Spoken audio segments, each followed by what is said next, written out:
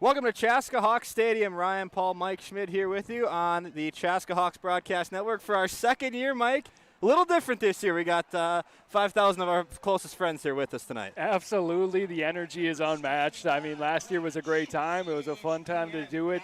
Only having parents in the crowd, though, it's a lot different atmosphere, Ryan. It's going to be a good one tonight. Both teams won their first week game. Chanhassen finished the season last year 6-0. A lot of expectations coming into this year for both teams. Chaska struggled a little bit towards the end of the year, 3-2 overall, but both teams know what they have this year, and they're going to be strong. Absolutely. Both teams bring back solid cores. You're going to see a veteran-laden team on both sides. They did lose a lot of assets, but you know what? It's both of these programs, they're systems now. You know, they're constantly at the top of the Metro West, and they expect to stay that way. Chaska on this brand new turf, first time hosting Chanhassen on the new carpet. What are you expecting out of this rivalry week game? I know you never got to play in a Chan game. You graduated in 06, but you've been around these kids long enough. What's it like for them to be on the field tonight? You know, we had our freshman game last night, and just comparing the turfs, our freshman kids were a little bit shocked at Chanhassen's turf just because they're so used to this brand new turf because they're freshmen. They haven't played on any other fields. So, I mean, just you're playing against your buddies. You're playing against guys that you've played against forever. So that makes it that much more fun, that much more competitive because who do you like beating the most? Your friends. Exactly, your friends. And Chanhassen Chaska has always been a storied rivalry. Chan won the game last year. It was a good one towards the end, 25-20. Chanhassen pulled away. Chaska was driving towards the end but couldn't quite finish. That was a good game. Absolutely. One or two calls went against Chaska in that game. I thought that they had a good opportunity to, take advantage of Chanhassen's secondary last year, but they just couldn't quite get it going, which was kind of the story of last year. The coaches this year, they're really focused on getting back to that 2019 form, that state championship form. They're going to impose their will, use their size, and just pound the rock. Mike mentioned it. Chaska still technically the defending 5A state champions, won at the bank in 2019, and they're hoping to carry that same energy into this game. Story tonight, though, is going to be defense. Both of these teams very similar on the defensive side of the ball. You know what? They're the exact same. Head coach for Chanhassen, Colin Nelson, he is from the Chaska coaching tree. He coached under Coach Mark Young, who's the outside linebackers coach now for the Hawks. They both run a 5-2. They both know where to put their best athletes to let them succeed. You're going to see inside linebackers making plays, outside linebackers roaming free. That's exactly what both teams are looking to do, and that's how their defenses have been designed. That's the way they're going to be designed going forward. Week one, Chanhassen beat Hastings handily 23-6.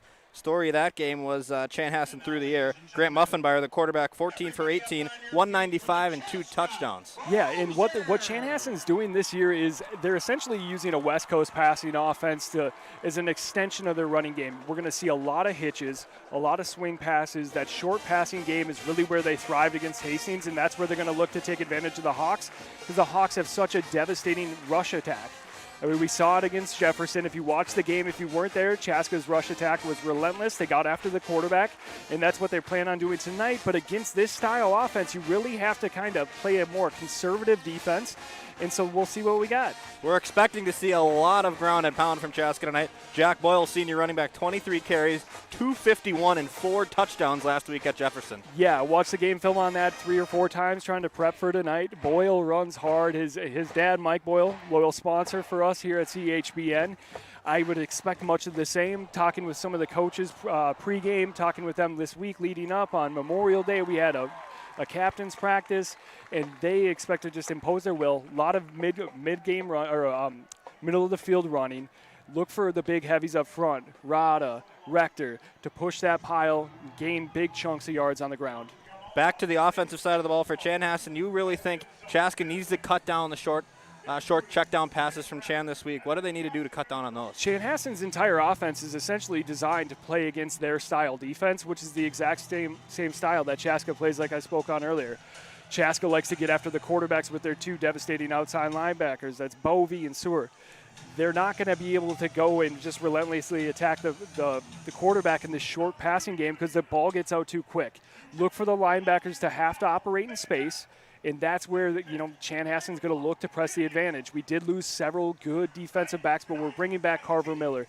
We're bringing back several other D-backs. And look for Chaska's, they might not have played a lot last year, but we have, I believe, 18 starting seniors.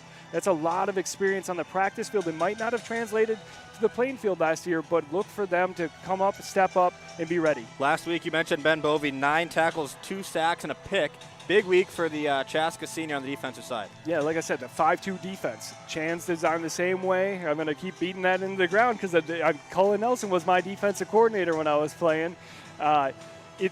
Bovey was put in a position to succeed. It's the exact same thing that we did in 2019 with Steve O'Klotz. You know, you put your best athlete, best player on that outside edge. Oftentimes they're unblocked. We use the three big heavies in the middle to keep the offensive linemen off of those athletes. Let them roam, let them take advantage of playing in space, getting into the backfield, and really, getting after the ball.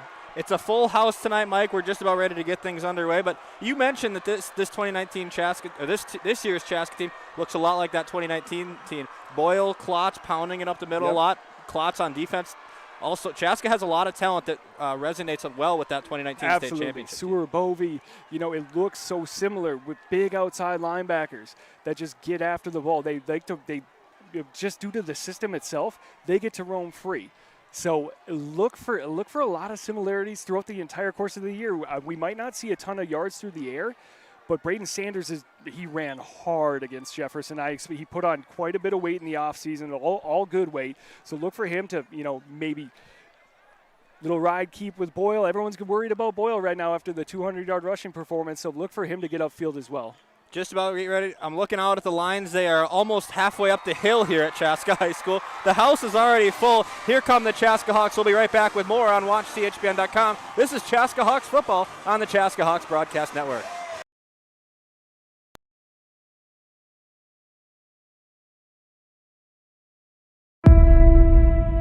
Opportunities come, right?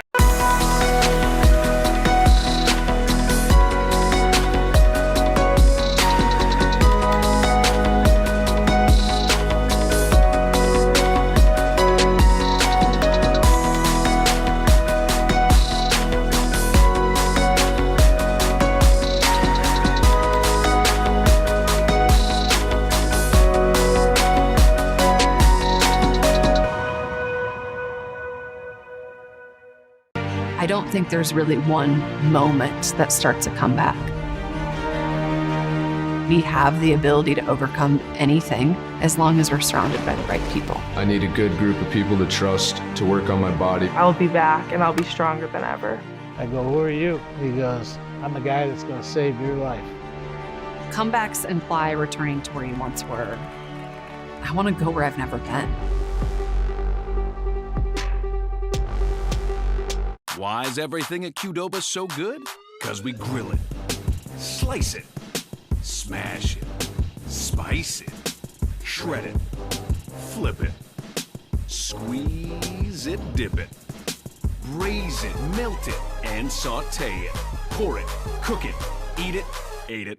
Roll it, cut it, mix it, roast it, press it, dice it, top it, smoke it, build it, salt it, pit it, scoop it, fresh it, toss it, and we do it in-house every day at Qdoba. Hi, I'm Emily Rome-Welter. And I'm Jan Rome of the Rome team. Last year, we were able to help our clients 72 times buy or sell their homes, bringing them to their next real estate chapter. Sometimes people ask us how we do that. We listen closely to all of our clients, of course, whether they're buyers or sellers, so that we know what their goals are.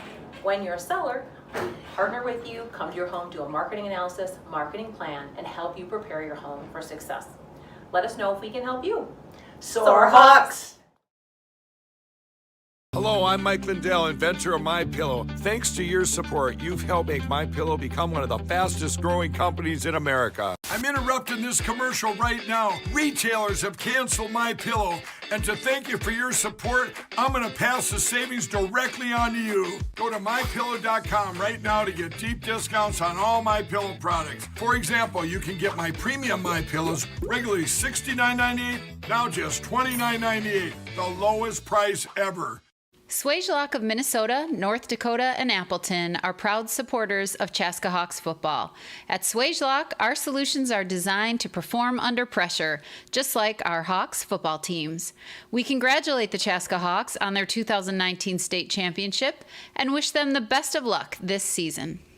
Schramm House overlooks downtown Chaska and Athletic Park with a variety of indoor and outdoor seating with food and drink. Stop by before or after the game. They have an on-site kitchen with pizzas, Bavarian pretzels, and other delicious food.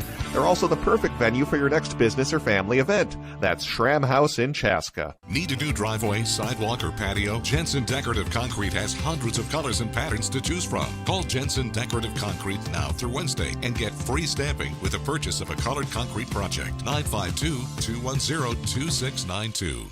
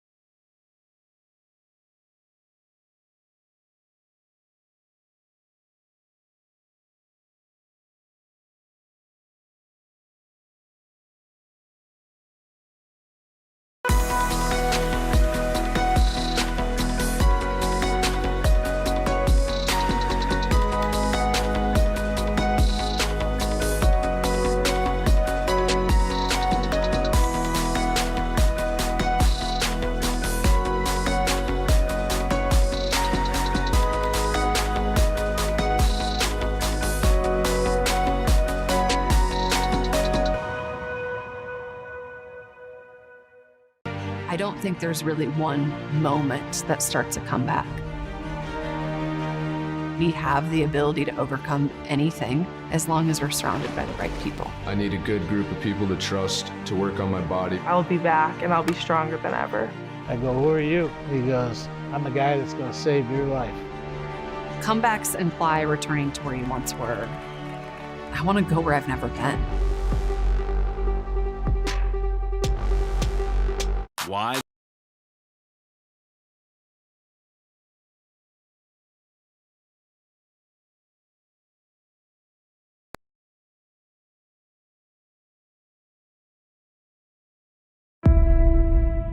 Opportunities come, right? We seize it. We take the opportunities.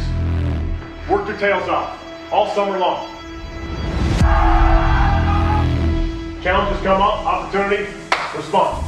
Right? Did it in the summer, did it in the weight room, did it in 2 days, did it in practice. Everything we've asked you to do, you've done.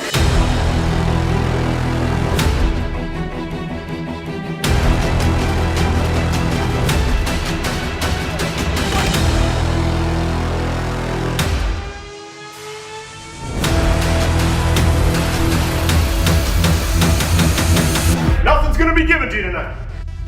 You take it. You got an opportunity to make the tackle, make the tackle. Make the catch, make the block, get in the end zone. Right? Tonight, as a team, we go out and we freaking take it. Let's go take it.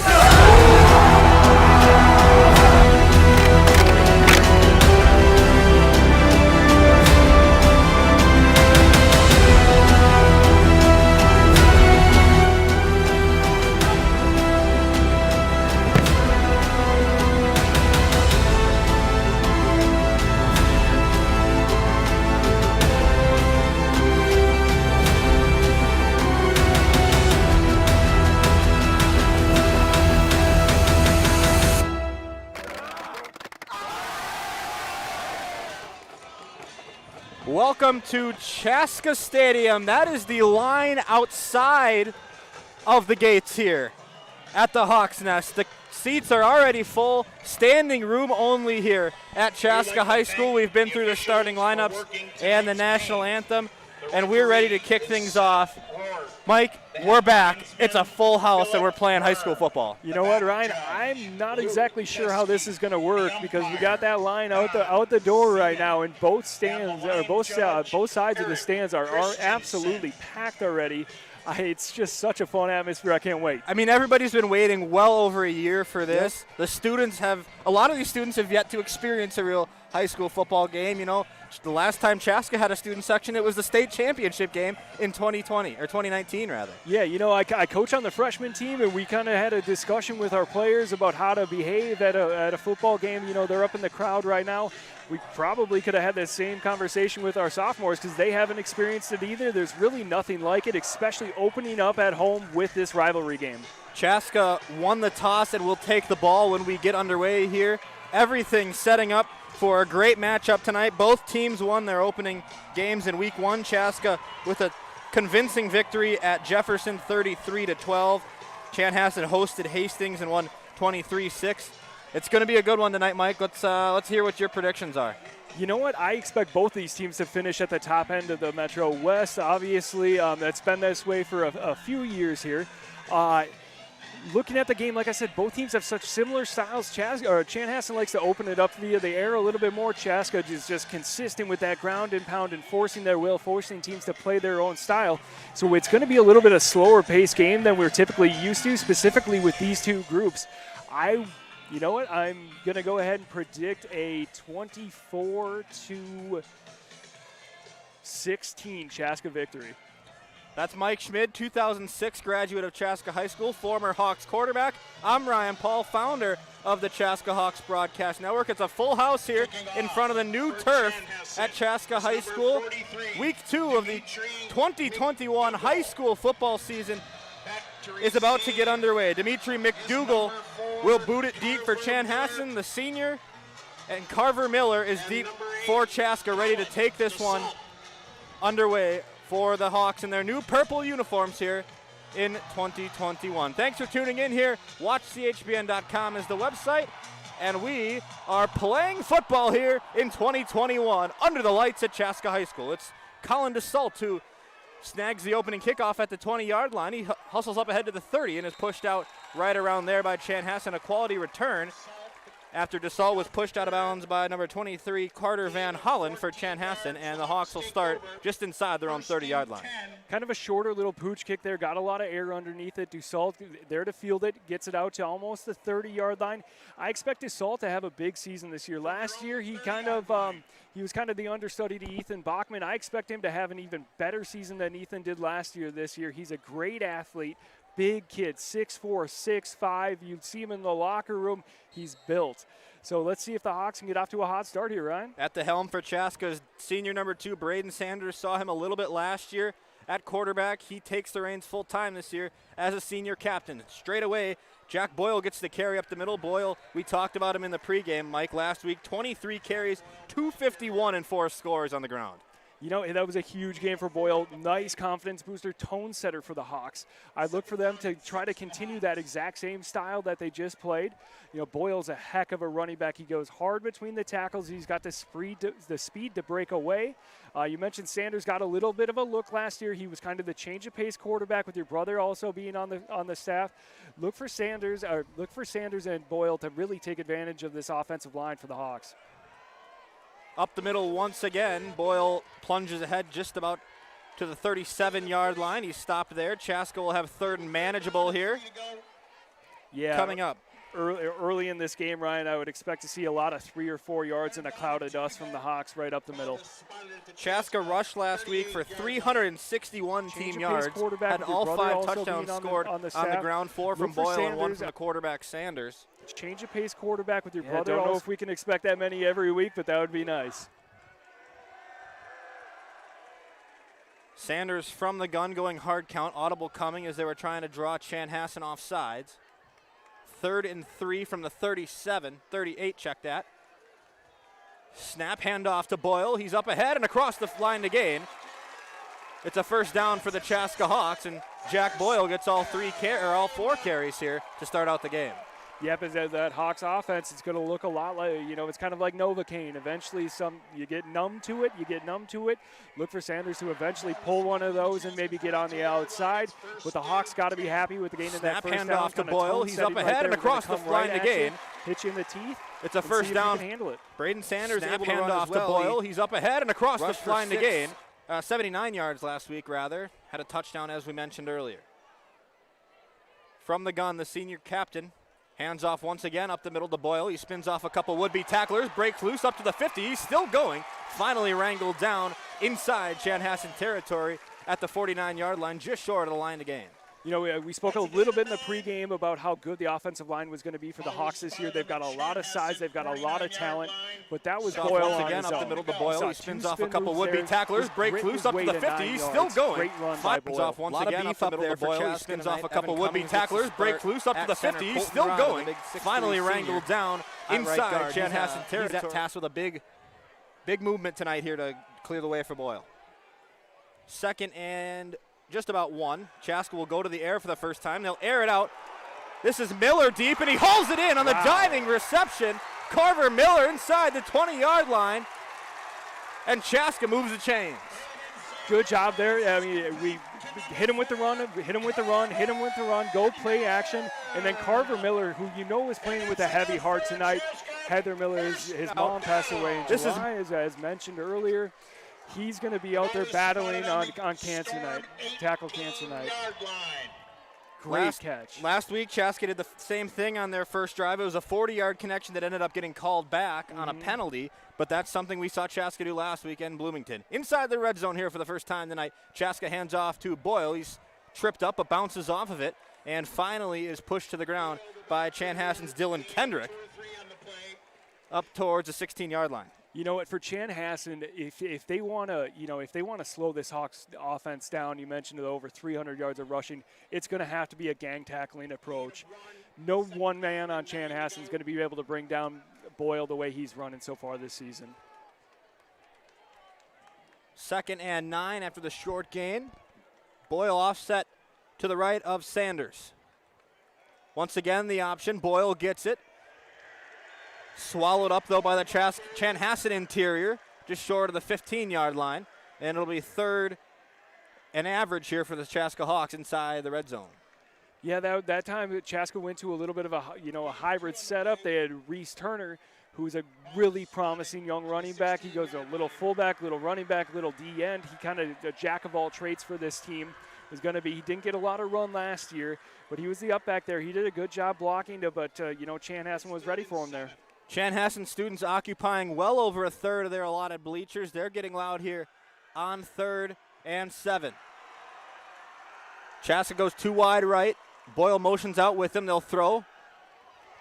Behind the line of scrimmage, Boyle receives, and he's tackled down. Chip tackle by Alex Carsons, assisted by Kurt Shaver. and Chanhassen holds here. It'll be 4th down. I love the play call there by Jamie Susner.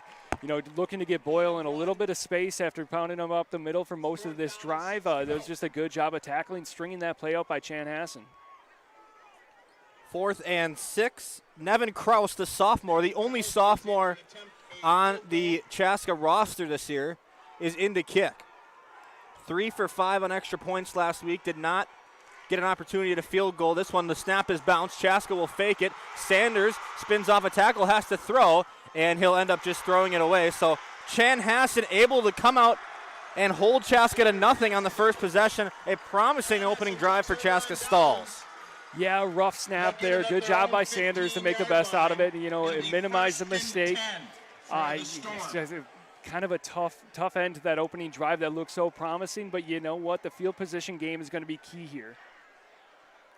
Chanhassen will take over on their own 14-yard line after Chaska was unable to capitalize on the solid starting drive by Jack Boyle, and then the deep air connection to Carver Miller, and Chanhassen, along with quarterback Grant Muffenbeyer, will take over on offense for the first time tonight. Chanhassen, we'll see it tonight, Mike, a lot different than Chaska on offense. They're going to attack through the air here on first down. Left-handed Muffenbeyer escapes out to the right. He's up to the 20, to the 25, and he's finally forced out of bounds just at the line of gain. It'll be close to a first down for the Storm on their first play from scrimmage. Yeah, Muffenbeyer, the lefty, as you mentioned, he does have good mobility. Kind of reminds me, for our older audience, a little bit of Steve Young. He can run it a little bit. He's not the most technically sound quarterback, but he consistently gets the job done. They opened up there. They were looking to get a couple of hitches, which is going to be a constant theme here. And that's what I was talking about as far as the discipline goes from the Chaska defensive line. If you can't get to the quarterback initially, scrape down the line and avoid him making a play with his legs. 6:14 left here in quarter number 1. Play action. Muffenbeyer rolls out near side, looking for an option downfield. He misses low to Charlie Coonan, the senior wide receiver in Chaska. Defense, they're going to be challenged here tonight. The defensive backs in the secondary, they're going to see a lot of that from Chanhassen rolling out. Yeah, a lot of misdirection with Chan's offense. Most of their run game is horizontal rather than the lateral approach that Chaska takes. Good job there by Brandon Seward to string that play out long enough. You know, he used the sideline as his friend, and Charlie Coonan was unable to hang on to that pass. Chaska defense last week allowed 18 completions and 181 through the air. Jefferson scored both of their touchdowns on the passing game. First handoff of the game up the middle for Chanhassen. Jaden Talamantes gets the call, and he's stuffed at the line of scrimmage. It'll be 3rd and long. Talamantes is going to have a rough go of it if they're going to keep running him up the middle at this Hawks defense. There's just too much talent in there, too much size. I mean, you got big Caleb Rector in there. Colton Rada starting at the nose tonight. Reese Turner on the at the D end. He's the up back that I just spoke about. That's what I said. Like, Chanhassen, they're going to want to go more horizontal, utilize misdirection because they don't necessarily have Chaska's size or strength in the middle. Still a couple hundred people waiting to get in outside the gates here. 5:30 to go in quarter number 1. The Chaska students up on their feet now for 3rd and long. Rolling out near side, Muffenbeyer. Back for Coonan. Coonan hauls it in at the 40, and he's up for a first down. Chanhassen survives 3rd and long, but there is a flag on the play. Behind the line of scrimmage. There's a flag on the play. This one is going to come back. Against the Storm. Yep, Chaska looks like they caught a little bit of a break there. Charlie Coonan, we've called his name out a couple of times tonight. Good size at the wide receiver, number 14 for the Storm. His dad was a coach of mine. He is he's just a dang good player. He had 81 all-purpose yards last week. He had a touchdown. He went down early, actually, in the 3rd as well. I never wish for an injury for a kid, but if he'd have taken this week off, it might have been a little bit of an advantage for the Hawks, but I'm happy to see Charlie's doing okay. So what would have been a first down at the 40-yard line ends up being 3rd and 9, actually 3rd and long, 3rd and 20 from the Chanhassen 9-yard line. Little prevent defense here for the Hawks. Looks like they're going cover 4. Jet sweep wide side. Josh Kirchhoff gets the carry, and he's up across the 10 to the 15. Chanhassen will have to punt, though. 4th and well over 15 yards. Good job there by the Hawks by stringing everything out. That's what they're going to do. That's going to be a consistent theme against this misdirection offense. Carver Miller came up, locked down the play, and now the Hawks will hopefully take over the ball here. Like you said, Mike, field position is going to be key tonight. Absolutely. Both of these defenses are too good. You know, if you force anyone into a long drive, it's going to be a real tough work for the opposing squad. I was watching Chan's punter in the pregame, too. He's got a big leg, so let's see what he's got. Nathan Overland gets a big boom away. Wow. Back to the 35-yard line where Carver Miller's forced to fair catch it. Check that. It was actually Will Schleicher who was punting for Chanhassen. And that was one of the best punts I've seen in high school football. Yeah, I was watching him in pregame a little bit. Schleicher's got a D1 leg. That was a big-time boom. He kicked it from about his own 4 all the way out to the opposing 45. So actually all the way down to the opposing 35. Wow. Chaska takes over for their second possession in the first quarter here. Ryan, Paul, Mike Schmidt, glad you've tuned in here on the Chaska Hawks Broadcast Network. Brought to you by the Crooked Pint. Option. Toss to Carver Miller. Miller breaks free up to the 45, and Hawks are in Chanhassen territory. Carver Miller off the triple option. You know what? That's what pounding Boyle on the first drive does. You know, he gained the respect up the middle, Braden Sanders, great job with a nice long read there. Able to get outside, get the ball to Carver Miller, who we know is an athlete. He plays baseball as well. It was just a good start for the Hawks there. Forced out of bounds by John Dahl. Officially, it's on the 44-yard line. Chaska back into Chanhassen territory here for the second time on 2 possessions. Sanders 5 yards behind the line of scrimmage. He's got Boyle split to the left of him. 3 wide receivers set for the Hawks on first down.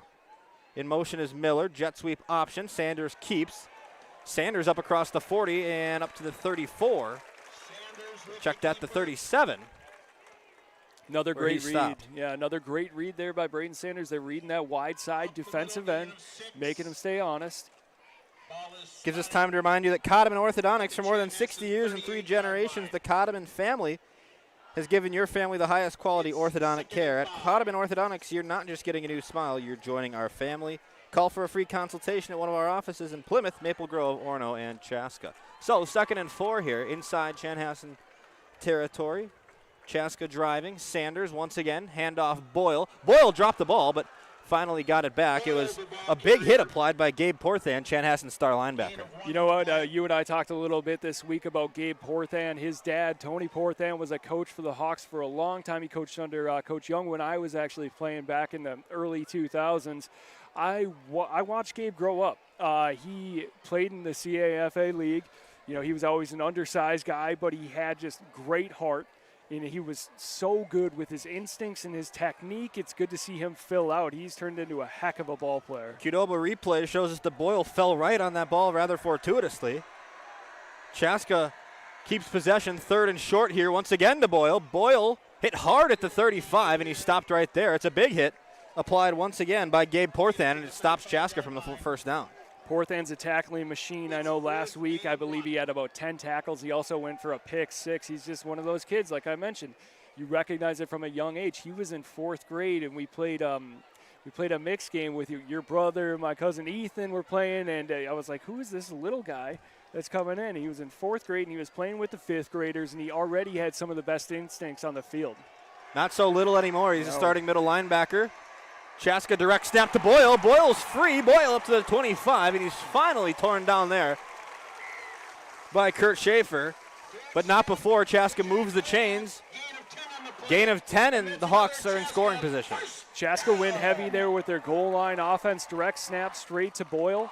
Good job of pushing the line. They might have gotten away with a little bit of movement on the line there as well, but you know what? We'll take any break we can. 1:19 to go here in the first quarter. Want to thank Unrestricted Marketing, whether it's developing a brand strategy, creating digital content, and managing promotional apparel. Unrestricted Marketing will deliver an unbelievable experience. Go to unrestrictedmarketing.com. From the gun, Sanders handoff Boyle to the left side. Pile stops him short of any gain. And with under a minute to go here in the first quarter, Chaska will have a 2nd and 10. Carson's on the tackle for the Storm. Yeah, the Storm ran a little bit of a pinch there, expecting the ball running up the middle, and they were able to catch the Hawks a little bit off guard there. As you mentioned, unrestricted marketing, that's Boyle's dad who runs that, Mike Boyle. Been a great supporter of Chaska football this year. That he's a hype great video guy. you saw before the game was Great an unrestricted. Guy. I'm happy that his son, Mike's son's a better athlete than he is. I can tell you that much right now. Play action, roll out to the right. Reese Turner the reception. Reese Turner inside of the red zone, and it's a first down for Chaska with 16 seconds left in the first quarter. First reception of the night for Reese Turner. He had 7 carries for 31 yards. This is his first catch of the year. Yeah, you know what? We're going to see that's Chaska's MO. Set everything up with the run up the middle, and then hit him with a little bit of play action. Reese Turner's a name that, and then next year, we're going to be calling that name a lot. His dad, Greg Turner's on the coaching staff. He helps out with the freshmen, and Reese is just a great kid. As the clock expires, Chaska hands off to Boyle up the middle. First time we saw Turner in the backfield. It's a gain of 5, so when we come back, Chaska will be inside the 10-yard line with 3rd and 5 when we come back. We want to remind you, though, that the Crooked Pint Craft Beer House offers a complete menu for lunch and dinner. Don't miss our weekend kids brunch menus. We offer the best Lucy's, pub pot pies, jumbo tater tots, and pub tacos. We're located in the Chaska Curling Center. Crooked Pine Ale House is the perfect restaurant for a night out with your family, friends, or team after a big win. Do not forget to wear your Chaska Hawks gear on game day and save 10%. Also with this minute, we want to mention something near and dear to our hearts. Tonight's tackle cancer game between Chaska and Chanhassen goes well beyond the rivalry. It unites us in one battle against cancer. It reminds us of those who we've lost. People dear to the Chaska football family, like Heather Miller, who we lost to breast cancer in June. Heather had deep connections to everybody in District 112 on both Chaska and Chanhassen. A longtime 112 teacher. Heather taught players on both teams tonight. She had friends in both sets of stands. She was a wife and mother of 4, Eric Delaney, and 2 current Chaska football players, Carver and Tate. In Heather's honor, 100% of tonight's in-stadium cash donations and Venmo donations from you at home will go to one of her favorite causes, Hope Chest. They provide emergency support to local breast cancer patients and their families. Please scan the code on your screen now to securely donate through Venmo or at Chaska TD Club through the end of the third quarter. Thank you so much for donating what we can. Mike will have a little bit more on that a little later. That's definitely a great cause, and we surely hope you'll donate what you can. Start of the second quarter, Boyle up the middle. Chaska now working right to left towards the north side of the end zone. On this new turf, the purple accenting, purple end zones. Beautiful new turf here installed by the Chaska Hawks, Chaska High School. Yeah, you know, it was needed the last couple of years. There was some rough patches in the turf. Really noticed it towards the middle of the field. It's great to help avoid injuries. Boyle pushing once again up to the 1-yard line. It'll be enough for a first down. Second time we've seen him do that tonight inside the 10. That's something we saw a lot last year with Spencer Getz, Mike, is the direct snap inside of 10 yards. We saw it with Spencer Getz. We saw it with Steve O'Klotz before that. Chaska loves to go heavy with that direct snap. We're working on it in the freshman squad as well. Look for him to stick with it. Awkward snap. Boyle once again gets it. Looks like he's just a bit shy of the goal line.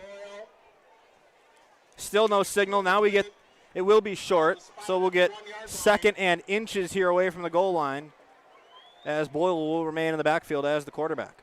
Yeah, I would expect them to stick with this. Anytime they get a 3rd and short, 4th and short, any goal line situation, it's just so effective. Boyle saw a good amount of work last year, 58 rushes for just over 250 on the ground, average just under 6 per carry.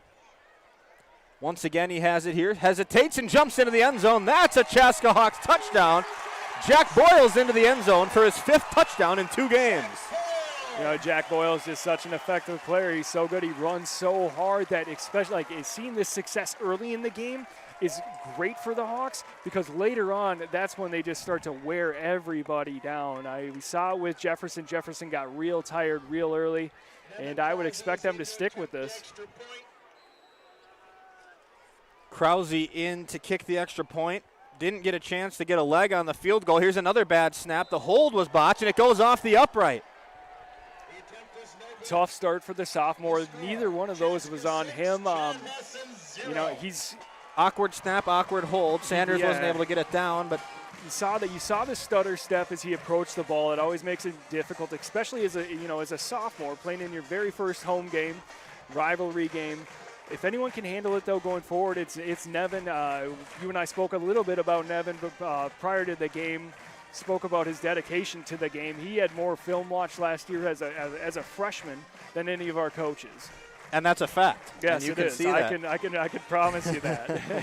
Let's talk about Jack Boyle a little more, as if we haven't enough already, though. 5 touchdowns so far in one and just over a quarter of a game. I mean, the kid's unstoppable. Yeah, he's already up over 300 yards for this year. You've seen him in space. You've seen him work in the box.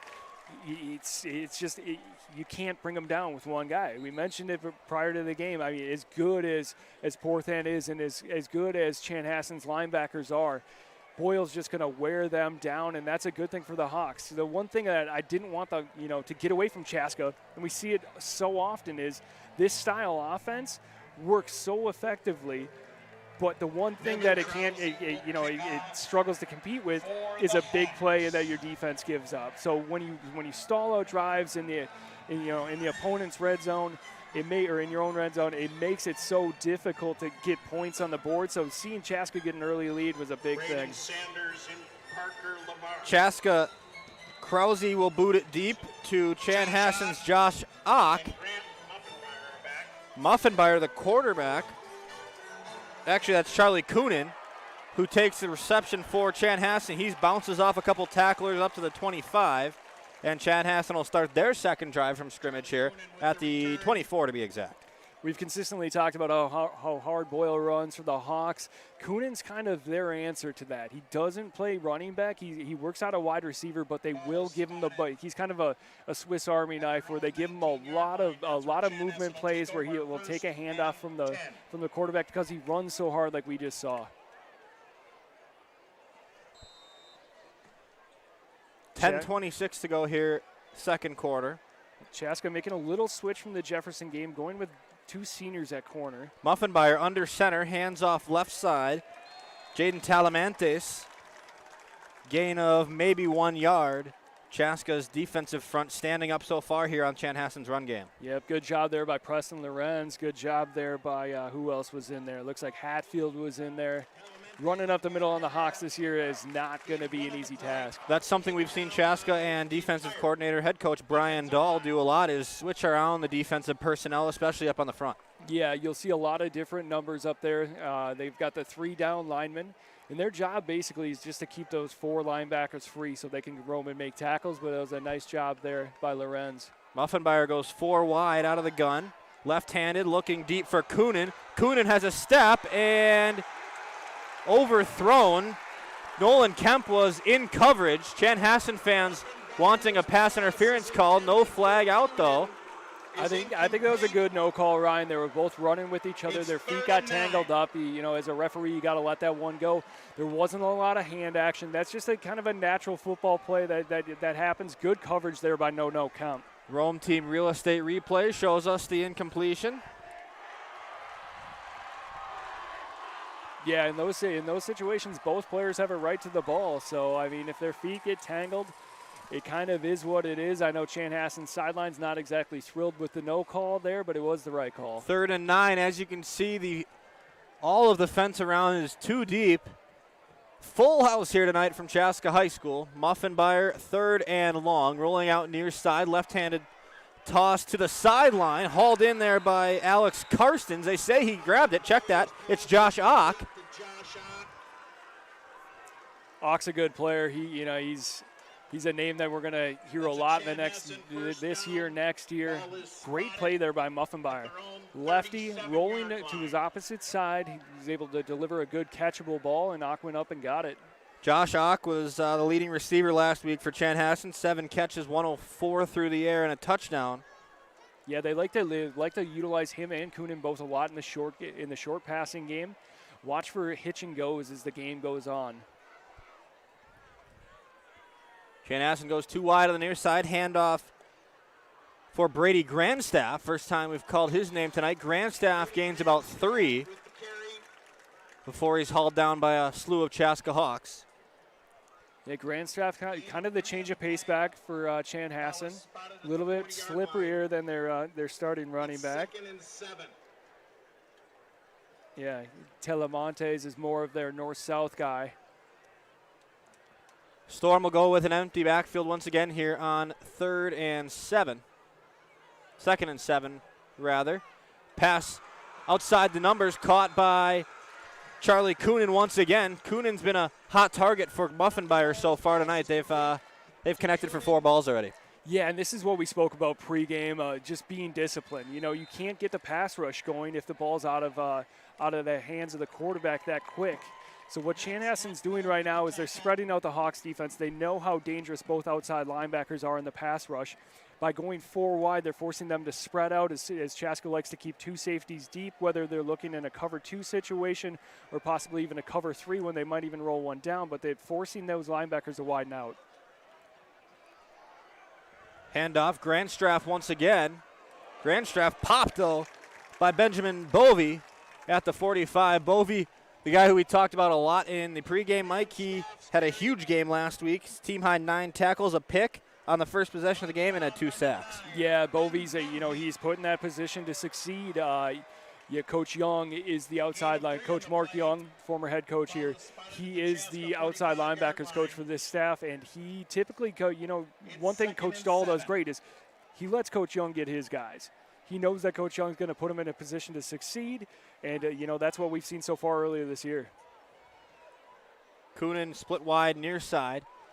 Muffenmeyer going to look for him again. He's not open, though. Muffenmeyer forced to scramble, and he's wrangled down to the backfield by none other than Benjamin Bovey. Yep, and that's what we're going to see a lot. We're going to see a lot of 3-man rush from the Hawks just because they know that they're not going to get to the quarterback on those hitches, on some of those bubbles. So what they're doing is they're forcing their outside backers out. But, when you put Sewer and you put Bovey in space, they can still operate. They're not just pure pass rushers. 3rd and long for the Storm. Let's see what Cullen Nelson, in his 2nd year at Chanhassen, dials up for the Storm. Muffenmeyer hustles in from the sideline. Chaska stood strong on defense last week on 3rd down. Let's see if they can do it again here. Muffenmeyer rolling out near side, scrambles, has a hole, gets past a slipping Chaska defender, and he's just short of the line to gain. Chaska's Nolan Kemp made the tackle on the far sideline. A good scramble, though, athletic play from Grant Muffenmeyer. Yes, it was. When he breaks that line of scrimmage, he's a difficult tackle, very similar to Sanders. Once they get into the open field, they have the ability to make linebackers miss or outrun them and make safeties miss or even run them over because they both have very, very good size. Good job there by the Hawks. Bovey lost his footing a little bit, but he was able to string the play out, and Nono Kemp came in to finish it. Bovey, Kemp, and Max Hatfield all involved on the tackle there. Max Hatfield also had 9 tackles last week, tied Bovey for a team high. Hatfield operates great in space. 4th and short for Chanhassen here. 6 minutes to play in the first half of the battle for the jug from Chaska High School. Quick release from Muffenmeyer. It's tipped by Bovey, and it's incomplete. Chaska holds, and they'll get the ball back on a turnover. That was good coaching, good scouting there. I mean, Chan uses that hitch game as an extension of their run. So anytime they get into a 3rd and short situation, they like to utilize that. Chaska's trying to combat that by dropping their linebackers, essentially only rushing 3, which is the only way to stop a quick passing game. Turnover on downs gives us a chance to thank the folks at Caliber Collision, located at 1324 Crystal Lane in Chaska, for their support of Chaska Hawks football. With 32 locations in the metro area, Caliber Collision is there to handle any of your collision repair needs and to restore the rhythm of your life. Visit calibercollision.com for a full menu of services and locations. Huge stop there, Ryan. Chaska once again coming off of the turnover on downs. Bovey, a huge possession for Chaska on the defensive side of the ball, gives the pigskin back to the Hawks on the offensive side. Low snap. Sanders forced to take it out by himself on the broken play, but he's swallowed up by a couple of Storm defenders in the backfield. Yeah, it looked like Rada was a little bit slow to get up on that one. Hopefully he's okay. Sam Macy, the sophomore, involved there on the tackle for loss off the blown play. Yeah, Chan's got a couple starting sophomores out there, including Macy. He's playing in that outside linebacker role. Big kid for a sophomore. Yeah, we faced off with him on our 9th grade team last year, and he's not a cup of tea. That was not a lot of fun to go against him. So 2nd and long after the loss of 3. Hawks will split 3 wide to the near side. Inside of the trips, they've got Boyle in the backfield left of Sanders. Sanders forced to escape, but he's going to be brought down to the backfield once again. A sack for the Storm. Second tackle for loss on the drive. Credit the sack to Bodie Nyan, the senior defensive lineman. Yep, Nyan was in there as well as Porthan. We spoke about both teams run that 5-2. They're going to run it extremely differently tonight. Chanhassen's going to be very aggressive on the edges as well as up the middle, knowing that Chaska's bread and butter is the run game. Gabe Porthan was the one who originally slowed him down. Porthan's had an efficient night tonight so far. 3rd and 20 for Chaska. Let's see what they dial up here. 4 wide. I wouldn't hate to see that trips bunch again. We did have DeSalt open on the underneath route, but Sanders was under too much pressure to deliver a good ball, and he did the right thing by eating it.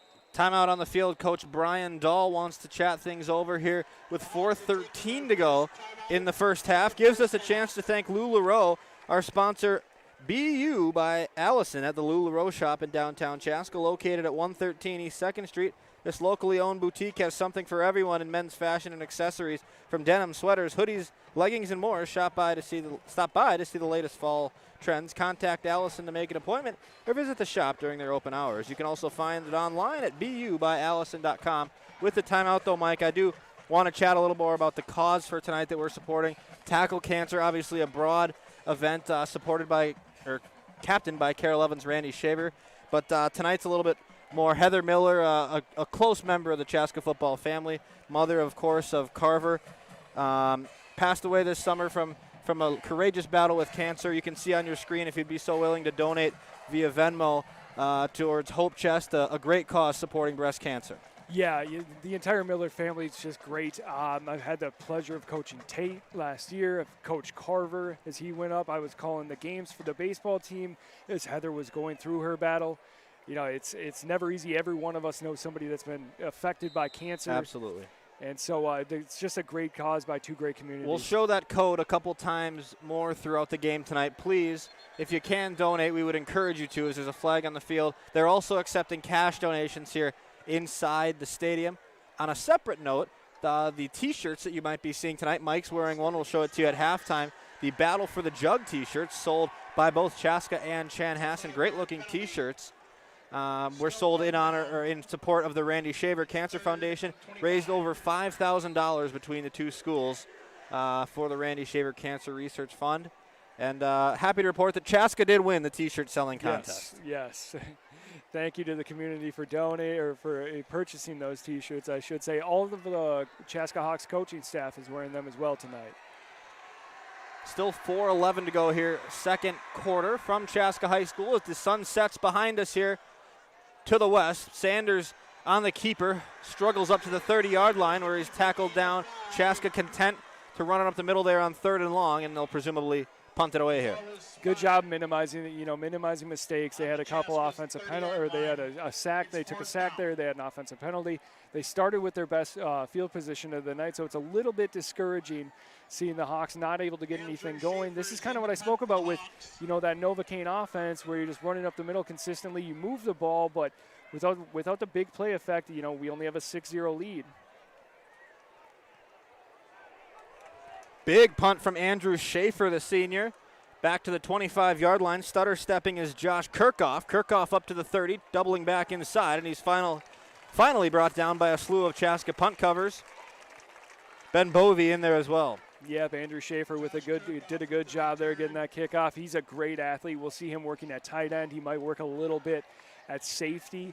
He's also the punter. He played quarterback coming up, so he's just one of those guys. He's a football player. Like to give a big shout out to Ryan DeSalt and the team at Five Guys, located at Flying Cloud Drive in Eden Prairie. Five Guys provides great handcrafted burgers and fries to feed our players during the season, and Mike, we know they sure love that. Next time you're hungry, make sure you stop into Five Guys. 3:22 to go. First half, Chaska holding a 6-0 lead. Only score of the game was a Boyle plunge from the 1-yard line. Hawks missed the extra point. and they lead 6-0 here as Talamentes carries up ahead. Talamentes has been stopped pretty well tonight by Chaska so far. 3rd and about 6 coming up, or 2nd and 6. Yeah, little bit of a hiccup in the Chanhassen backfield. They were able to recover. That's something that their passing game is set up. With us not being able to bring those edge rushers as hard as our coaching staff typically likes to, it forced our opposite side inside backer Hatfield to scrape down and make the play in the open field. 2nd and 6 from the 33 for the Storm. This time they hand it off to Coonan. Coonan up ahead across midfield.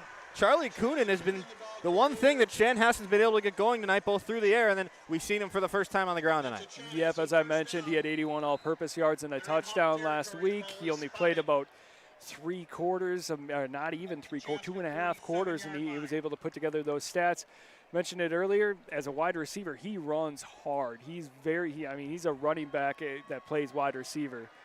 So expect to see a little bit more of that. Chanhassen now is going to a little bit more of the north-south, recognizing the fact that Chaska is only rushing 3.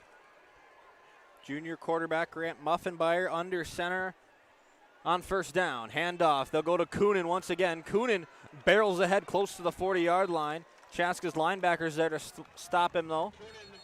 Coonan runs hard, and he's not afraid of contact. We got a timeout on the field. Colin Nelson's going to chat things over here with just under 2 to play in the first half. Yeah, Colin Nelson, old school coach. He likes to keep the ball on the ground, work that short passing game.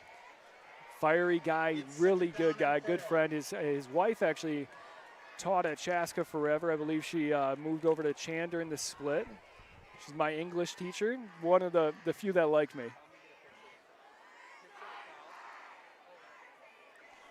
Great crowds here tonight. Chaska students filling up the student section. Chanhassen as well. At halftime, we can see them lining up down here, Mike. The CCFA youth football players will get a chance to run across the field as the tradition continues. I remember doing that, running across the field here at the Chaska Chan game. That was always a highlight of the season here. Only the first week of school, but what a way to start out your week of school. Absolutely, no preseason for us. We coming right in with the rivalry game. I remember running across the field as well too many years ago. Back in action here, 2:56 to go before halftime. Muffenbeyer in the backfield, handoff Coonan left side to the hash, and it'll be enough for a 1st down. Yeah, with Coonan working out of the backfield, I would expect the defensive calls to become a little bit more aggressive. Typically, you see more audibles on the offensive end. I wouldn't be surprised if during halftime they make a little bit of an adjustment where they get a little bit more aggressive with their outside backers. That's Bovey, that's Sewer. Anytime they see 14 in the backfield. 90 seconds to go, first half. Ryan and Mike with you here. Watch chbn.com. Chaska up 6-0. Jack Boyle scored early in the second quarter. Here's Muffenbeyer for Chanhassen's 5-step drop. He's tackled in the backfield, though. A good sack.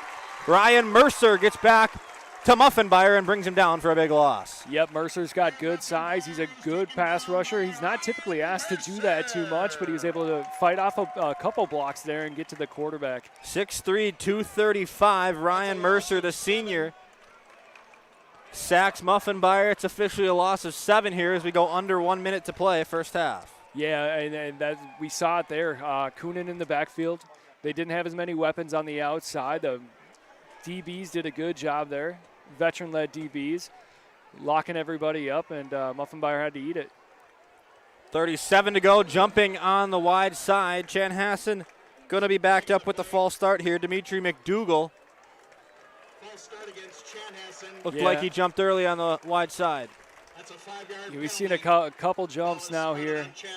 Easy to do in a rivalry game, especially this early in the season.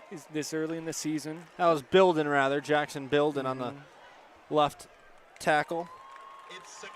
Bill, that backs Chanhassen up even further. 35 and ticking here. We'll see what Chanhassen decides to go with. We've seen him throw a couple deep bombs to Coonan so far. Let's see what Muffenbeyer and Cullen Nelson have lined up here. 25 and running.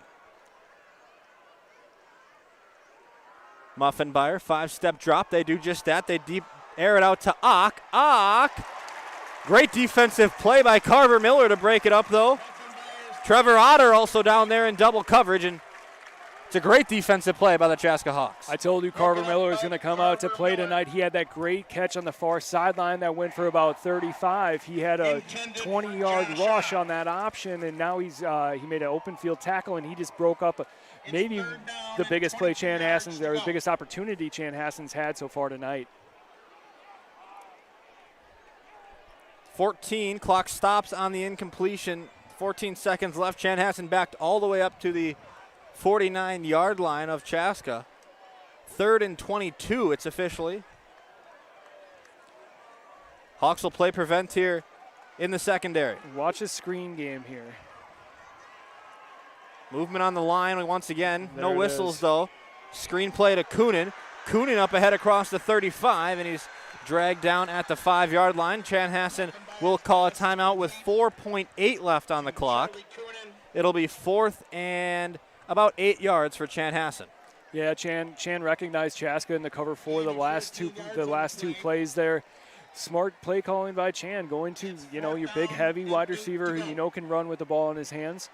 Moving the sticks, or no, we're not quite moving the sticks, but getting into a situation where they have an opportunity to get to the end zone here on a Hail Mary. Outside of field goal range, so they'll go for it here on 4th and 8. Here on the Chaska Hawks Broadcast Network. We will be live for all home games this year. Watch chbn.com. Ryan Paul, Mike Schmid with you here. Mike did a great job calling the baseball games this spring from Athletic Park. That was a lot of fun to watch. I can tell you right now, we missed you out there. It was great when you I popped had in to the take booth a here little and time there. off. Brett Johnson, as always, does a great job here producing for us. Great to have him back this year. Chaska coming up. We have Benilde next Friday right back here on WatchCHBN.com. Then we go to Waconia on the 24th and open up October right back here with Cretin-Derham Hall, a new opponent for Chaska this year. That's going to be a fun one. That's going to be interesting. Something that we're not used to seeing. I expect them to come in with a lot of talent. We all know their alumni is rich and proud, so it'll be a great battle. 6.5, a couple seconds added back onto the clock. 4th and long for the Storm. Let's see if they air it out here. Chaska defending the goal line. Muffenbauer, left-handed toss into triple coverage. Hits the turf, and with 1 second left, Chaska will get a chance to run a play. Yeah, I would expect them to maybe sit on this one, be happy with the lead, head into the halftime, kind of readjust. Settle the boys down a little bit. Chaska's done a good job of controlling time of possession. Great job there by Christian Rolfe to get after the quarterback, force the errant pass. 1.1 left here on the clock. Got a lot of former seniors down on the sidelines tonight. Do. I mean, it's a full house tonight. I know you can't see everybody here, but there's something to be said about the community support that we're seeing here. Obviously, Mike, we were here for the home games last year. You couldn't hear yourself think. I mean, you could hear yourself think that was the problem. Yeah, I mean, tonight it's sitting down in those stands. I remember it as a senior in high school just a few years ago. I mean, these are the best moments of high school for sure. Yeah, Ryan, we operate better with a little chaos around us. It was a little bit too quiet for us last year. The parents did a great job of trying to bring the energy, but nothing like the student crowd. After 1 quarter of play, Chaska and Chanhassen. Chaska has the lead 6-0. Mike, thoughts about the first 24 minutes of play? Win is expected. Chaska tried to salt the game away. Chanhassen opened up with a short passing game. Both defenses played well. I would expect that to continue. Chaska's only score came from Jack Boyle with just a couple minutes into the second quarter. It was a 1-yard plunge. Chaska's had some quality drives, though. They tried to air it out for the first couple of possessions, decided that wasn't how they were going to go. Jack Boyle's just steadily been running the ball. Yeah, we spoke a little bit about the time of possession. Chaska's controlled the ball for the good majority of the first half. That's kind of their MO. That's their style. The concerning thing is to go into halftime with only a 6-point lead. Chaska, with the yards that they've gained on the ground, with the defense that they've played, controlling the side of the field of the ball, the field possession. Excuse me, Ryan. I mean, everything about it. It was a good job by the Hawks. They just got to finish their drives now. We'll be right back with more from Chaska High School Stadium, 6-0 after the first half here in the battle for the jug. You're watching Hawks football on the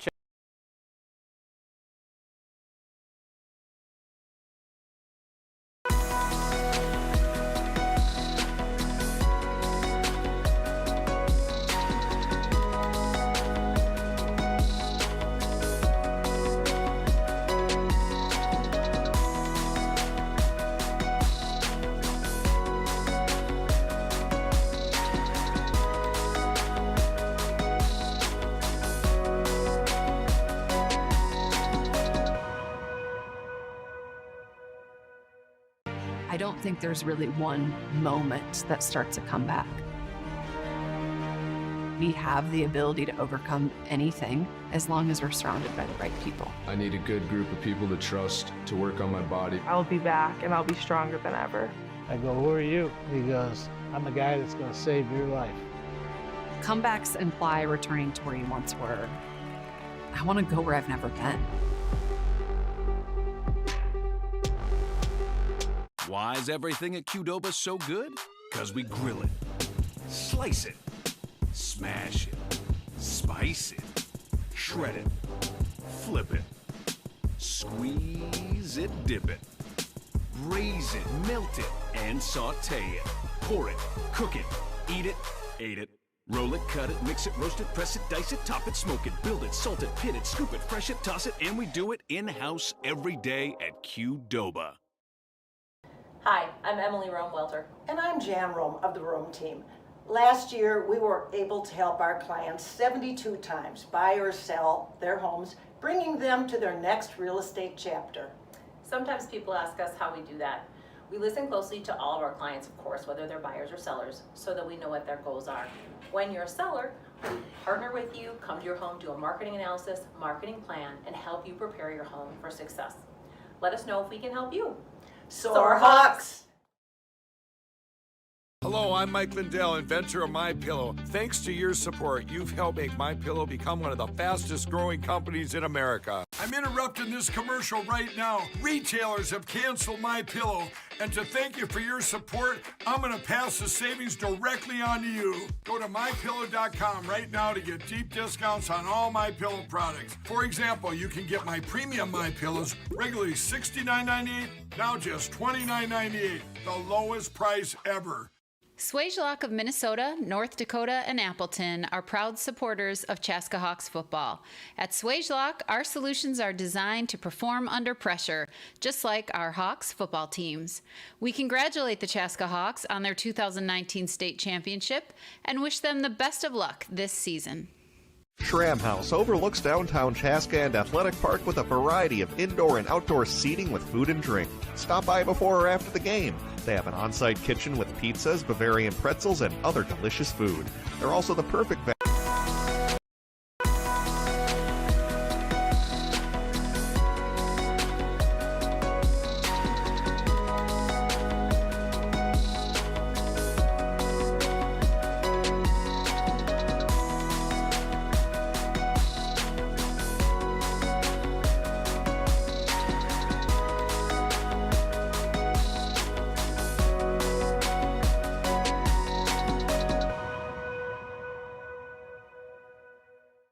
I don't think there's really one moment that starts a comeback.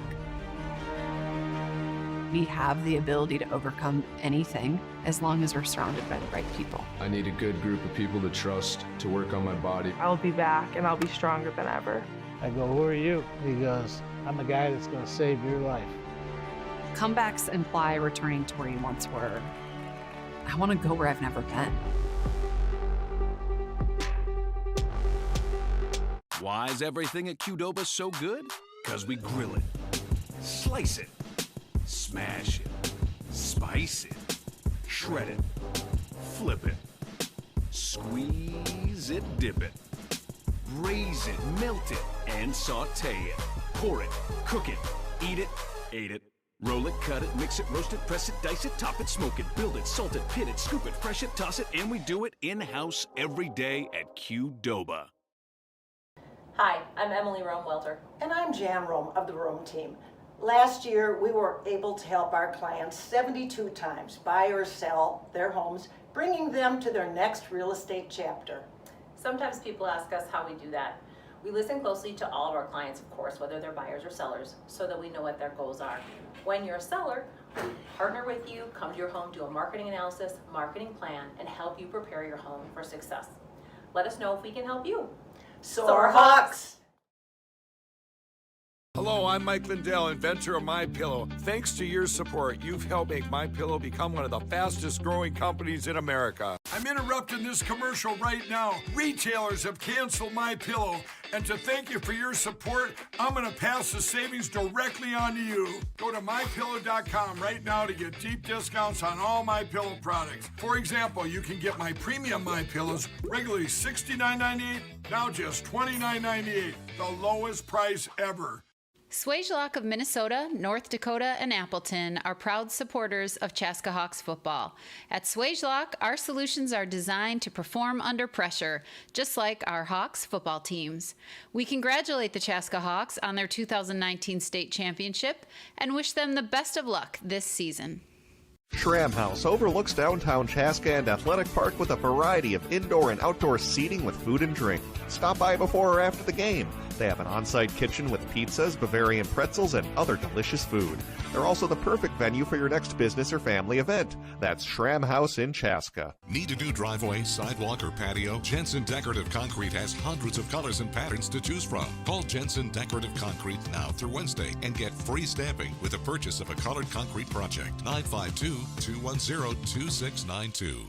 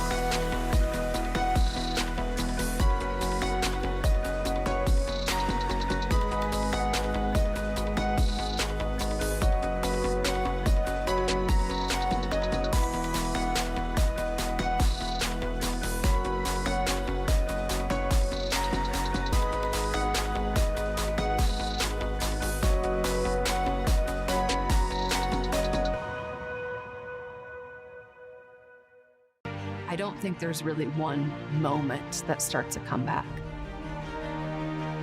We have the ability to overcome anything as long as we're surrounded by the right people. I need a good group of people to trust, to work on my body. I'll be back and I'll be stronger than ever.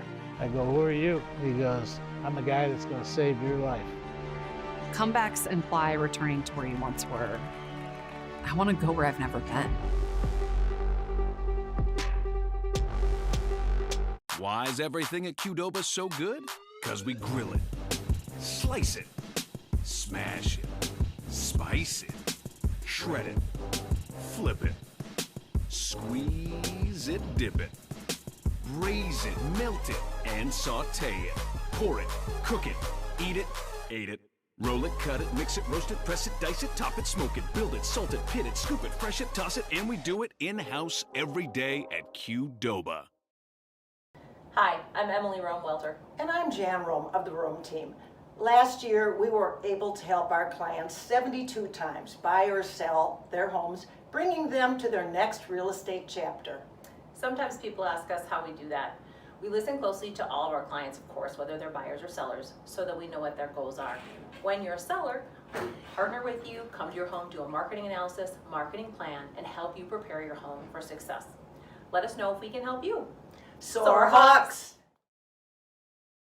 Hello, I'm Mike Lindell, inventor of MyPillow. Thanks to your support, you've helped make MyPillow become one of the fastest growing companies in America. I'm interrupting this commercial right now. Retailers have canceled MyPillow, and to thank you for your support, I'm going to pass the savings directly on to you. Go to MyPillow.com right now to get deep discounts on all MyPillow products. For example, you can get my premium MyPillows, regularly $69.98, now just $29.98, the lowest price ever. Swagelock of Minnesota, North Dakota, and Appleton are proud supporters of Chaska Hawks Football. At Swagelock, our solutions are designed to perform under pressure, just like our Hawks football teams. We congratulate the Chaska Hawks on their 2019 state championship and wish them the best of luck this season. Schramm House overlooks downtown Chaska and Athletic Park with a variety of indoor and outdoor seating with food and drink. Stop by before or after the game. They have an on-site kitchen with pizzas, Bavarian pretzels, and other delicious food. They're also the perfect venue for your next business or family event. That's Schramm House in Chaska. Need a new driveway, sidewalk, or patio? Jensen Decorative Concrete has hundreds of colors and patterns to choose from. Call Jensen Decorative Concrete now through Wednesday and get free stamping with the purchase of a colored concrete project. 952-210-2692.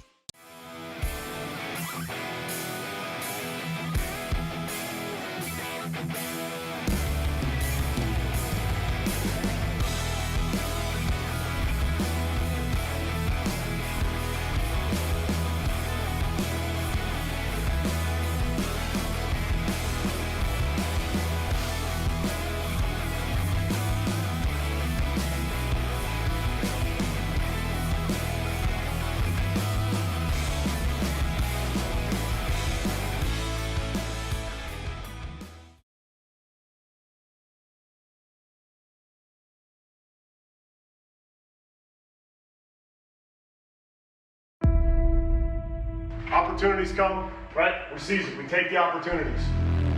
Work your tails off all summer long. Challenges come up, opportunity, respond. Right? Did it in the summer, did it in the weight room, did it in 2 days, did it in practice. Everything we've asked you to do, you've done.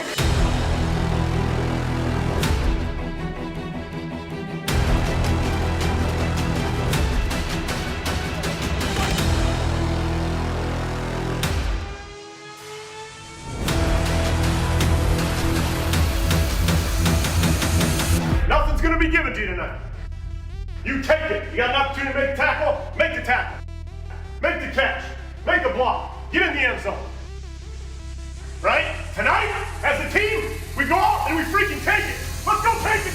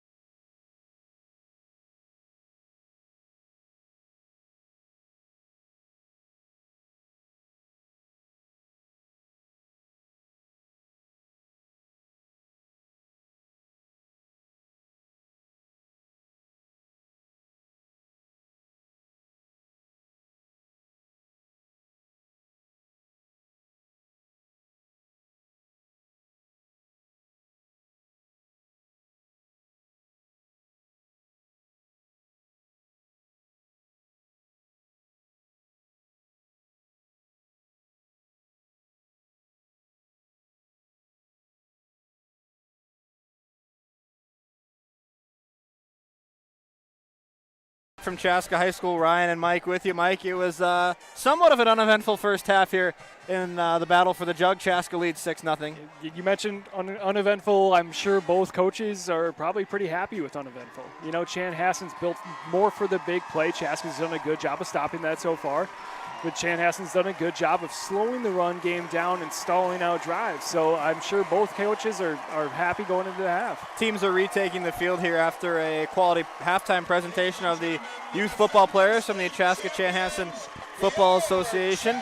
Greg Erickson promptly greets the Chaska Hawks as the defending 5A state champions. Yep. They are. Yeah, I mean, he's not wrong, and listen to the roar. It's absolutely beautiful. I ran down into the stand, said hi to some friends.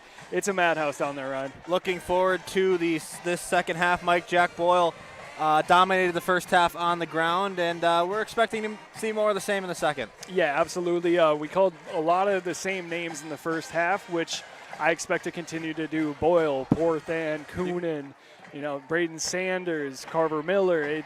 Those are the guys that are going to, decide the game. Just about ready to get things underway. A couple more minutes before we return to action here from Chaska High School. Do want to remind you that we are live on WatchCHBN.com and on Chaska Community TV Channel 14. Appreciate Kevin Wright and everybody at the City of Chaska for all they do getting our games on the air. Yeah, Kevin works with my mom. He's a great guy. He actually played in my family golf tournament last weekend. It was good to see Kevin out there. A lot of people we could thank here tonight. Obviously, we want to give a big shout out to the Chaska Touchdown Club, who does great work. They're always great to work with. Tony and Michelle Schaefer, presidents this year. Keeler Rector has been great to work with on the sponsorship side of things. A lot of people here to support tonight, Mike, and that's pretty evident by looking at this crowd here. Yeah, you know what? Our little broadcast made possible by, right, dozens, if not hundreds of people that put in constant hours, not just during the season, but also, during the off-season, fundraising, giving us the ability to call these games, get these kids into the homes of their grandparents that might not live close or be able to get out here, their cousins, aunts, uncles, everybody across the country. I know you've got a couple stats, people watching in Florida, people watching in Arizona. It's just such a fun thing to be a part of. We've got 3 more home games from Chaska High School in the regular season. Next week, Mike and I will be right back here, 7 o'clock. Benilde St. Margaret's comes to town. Chaska then goes on the road to Waconia before hosting Crete Durham Hall to start out the month of October on the 1st. Then they have 2 road games at Orono at Armstrong. Those are 2 games that Chaska lost last year, Orono and Armstrong. They'll face them on the road, and then closing the season out, MEA weekend, St. Louis Park. Those 2 road games are going to be the ones for Chaska, though. Absolutely. And you know what's football high school specifically has transformed so much in the past 5, 6, 7, 8 years, where every time you step out on the field, you're facing a completely different style offense. Maybe a modified defense that you're not used to. Fortunately, with huddle and everything else, right, there are a lot of good avenues to get scouting reports and film so the coaching staffs can prepare the kids for it. But you don't really get a good feel for it unless you get out on the field and play. Do want to remind you one more time that if you so desire, we are taking donations for tackle cancer tonight in honor of Heather Miller, who is tragically no longer with us. She lost her courageous battle with cancer earlier this summer.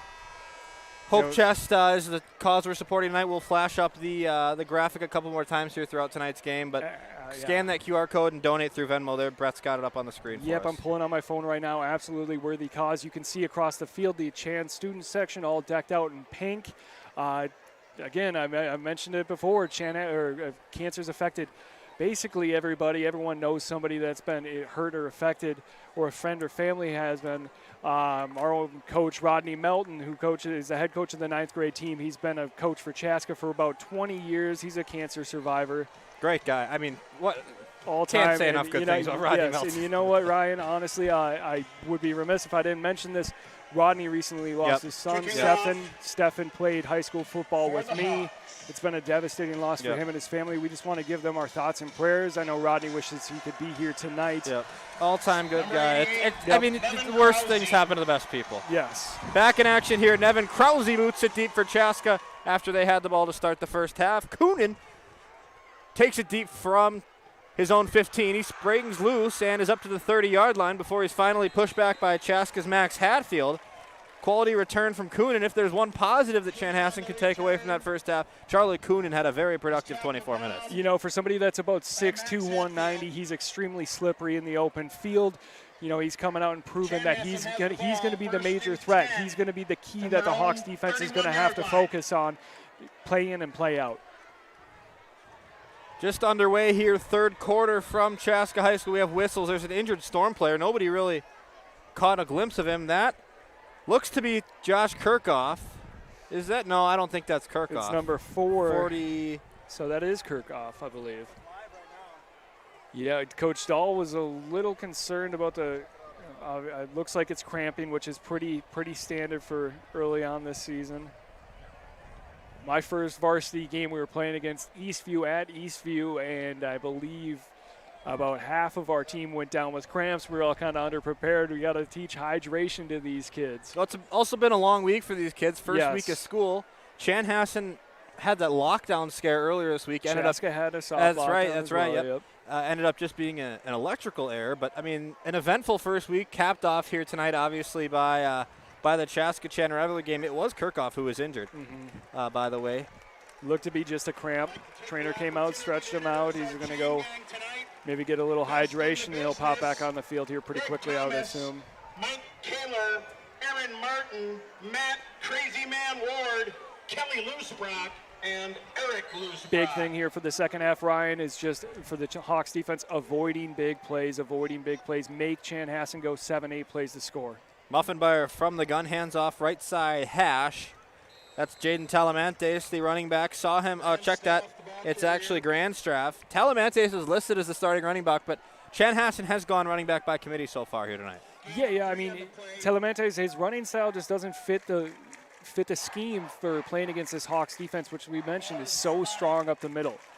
I would expect to see Grandstraff get a lot of touches here in the second half. He's very good with the vertical run game. He's got excellent patience. Storm go 2 wide near side. Grandstraff in the backfield. Backdoor pass for Ock is hauled in at the 40-yard line. Chaska got stumped there a little bit. Yep, a lot of comeback routes. They run that 5-yard hitch like crazy. Extension of the run game. Miles Myler in coverage there for the Hawks. 3rd and 2.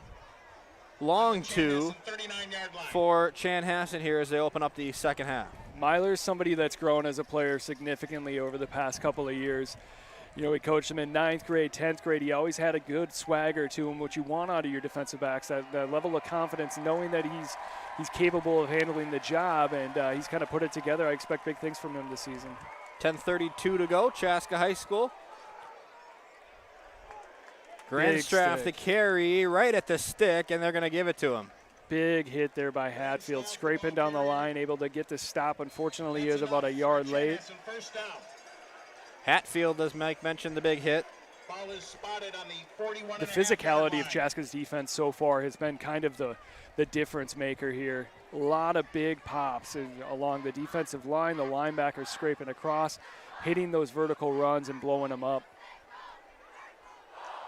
10 and change here in the opening portions of the second half. Watch CHBN.com. Ryan, Paul, Mike Schmid with you here. Appreciate you tuning in on this Chaska Hawks Broadcast Network production. Handoff to Grandstraff. Grandstraff breaks free, gets up to the Chaska side of the field to the 49. Chanhassen switching things up here on the ground. Brady Grandstraff getting the first 5 carries of the second half. You know what? They didn't have a lot of success with that horizontal stretch running game early, so now they're going to more of a downhill style, similar to Chaska's, recognizing the fact that both outside linebackers are playing a little looser on the edge just so they can help contain those short passing routes. Good job by the Chanhassen coaching staff of adjusting so far. Grandstraff, the senior, getting a lot of carries in lieu of the junior starter, Jaden Talamantes. Play action. Muffenbauer rolling out, decides to keep it himself. He's pushed out of bounds at the 45 after a gain of about 3.5. Yeah, Brendan Seward did a good job there, but that's what that opens up, you know, when you are able to get 8-9 yards up the middle. Chaska's defense, they're in for a long drive now, but they'll take it. Honestly, it's about minimizing big plays for the Hawks. First down for the Storm. We see Josh Kirchhoff return, a good sight for Storm fans. Yeah, but he went down grabbing his calf and got stretched out, so yeah, it looked like it was just a cramp. Ox split out far to the wide side. Grandstraff in the backfield, 3 behind Muffenbeyer. Handoff to Grandstraff. Nolan Kemp there for the tackle, though, after a gain of just about a yard. Good job by No Kemp coming from that corner position, breaking down, able to make the tackle, limiting the run to just 1, and Grandstaff's got that calf. I can see the calf locked up there. He's got the cramping again. It was Kirchhoff, actually, who got the handoff there, and it looks like the calf is still bothering him. He gave it a try, but decided after that one that the little too much, and he's going to need a second here. Gives us a chance to thank the Chaska Laundry Center. A fresh, clean environment greets you as you walk into the Chaska Laundry Center. Their friendly attendants are there to assist you with all your laundry needs. For those of you that are busy, Chaska Laundry Center offers free pickup and delivery for all your dry cleaning needs. Check out www.chaskalaundry.com for more details. Yeah, Ryan, we're up here on top of the booth. Last year we were in the booth, and I could see the cramp lock up from there. Anytime you get in a rivalry game, your adrenaline's going so high. Everything's moving so fast that you just burn through your energy, and it causes you to cramp up, especially on a hotter night like tonight early in the year. Break also gives us a chance to thank Greg Butler of Edina Realty. He reminds you that mistakes can be made when selling a home and they cost you money. That's why you need Greg Butler of Edina Realty on your home selling or buying team. Contact Greg at 952-484-8288 to get started.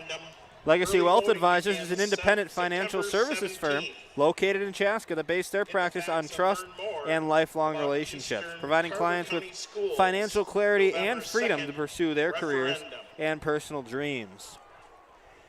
As we pause here while Kirchhoff is still down on the field, we get a great look at all of the Chaska and Chanhassen fans lining the gates, or lining the fences rather, here at Chaska Hawks Stadium. A great crowd tonight. Talking to Chaska Athletic Director John Summer before the game, he said no doubt full house tonight, and certainly has lived up to that expectation of what we expected here after a year off missing the Chaska game. Yeah, I'm surprised they didn't bring in a couple extra stands here, because they certainly could use them. The chain link fence all wrapped around the entire field, about 3 to 4 deep. Both stands absolutely packed. The student section, you can't even walk through it right now. But you know what? That's Friday night. That's fun football. Awesome times here at Chaska High School. We are glad that you've joined us. Ryan, Paul, Mike Schmid alongside for the ride here on week 2 of the high school football season in 2021. Obviously, we had a shortened season last year, Mike, a tumultuous season. Chaska didn't get to play Chaska didn't get to play a section quarterfinal game. Jefferson had to bail out due to COVID concerns. They ended up going to Mankato West for their section semifinal, where the season ended anyway. They lost the game, but there was no games after that due to COVID concerns. None of that this year, though. Obviously, we're still taking precautions here, but a full house tonight, and District 112 fans have showed up. Yeah, last year it was tough. You get the week off, but then you're going to go face a really tough opponent in Mankato West. It makes it difficult. The season started later on in the year. Chaska was more, pass heavy last year. Doesn't dictate well with the colder weather, so it was just kind of a weird year with a weird ending. We've talked about it a couple times, but we're on top of the press box this year. We were inside last year. I mean, even being inside, you could just feel the there was just a struggle to find an atmosphere here. It was just bizarre. Yeah, definitely not the case here tonight, as Muffenbeyer hands off to Grandstaff. Grandstaff bounces it outside the numbers. Grandstaff across the line to gain, and he's forced out of bounds at the 33-yard line. It's a first down for the Storm. Yep, Trevor Otter comes downhill to make the tackle, forcing the running back out of play there, but it wasn't enough for a first down. Chanhassen kind of giving Chaska a little bit of their own medicine right now. The ball is spotted at the Chaska 35-yard line. 7:06 to go, third quarter. Chaska Hawks Broadcast Network brought to you by Twin Cities Orthopedics. Storm broke the huddle, had to regather though. Ock split near side. Muffenbauer under center. Rolling out, Ock, the intended target. Great defensive play. Boy, Nolan Kemp's come out strong here in this second half on the outside. No, Kemp's one of those guys with experience. You know, he played a lot last year. He had a great season last year. He's a veteran. He's a leader on this squad, and he's always going to bring the fire. Prolonged possession here for Chanhassen to open the second half. Yet to see the Hawks offense. We'll see how that affects them coming out of the 15-minute halftime break and already almost halfway through this third quarter, rather. Chaska came out a little conservative on defense here. Like I said, Chanhassen's going to be the team that look to hit the big play. They're not typically a squad that just drives the ball downfield methodically. Grandstraff plunging ahead off the handoff from Muffenbauer. Plows ahead across the 30-yard line, gain of 7. And there's a Chaska Hawk that's slow to get up. Leo Smalley. It is Leo Smalley, who is down at the 30-yard line. He's pulling at his toes. We got another cramp, it looks like. We'll step aside here momentarily from Chaska High School. 6:41 to go when we return.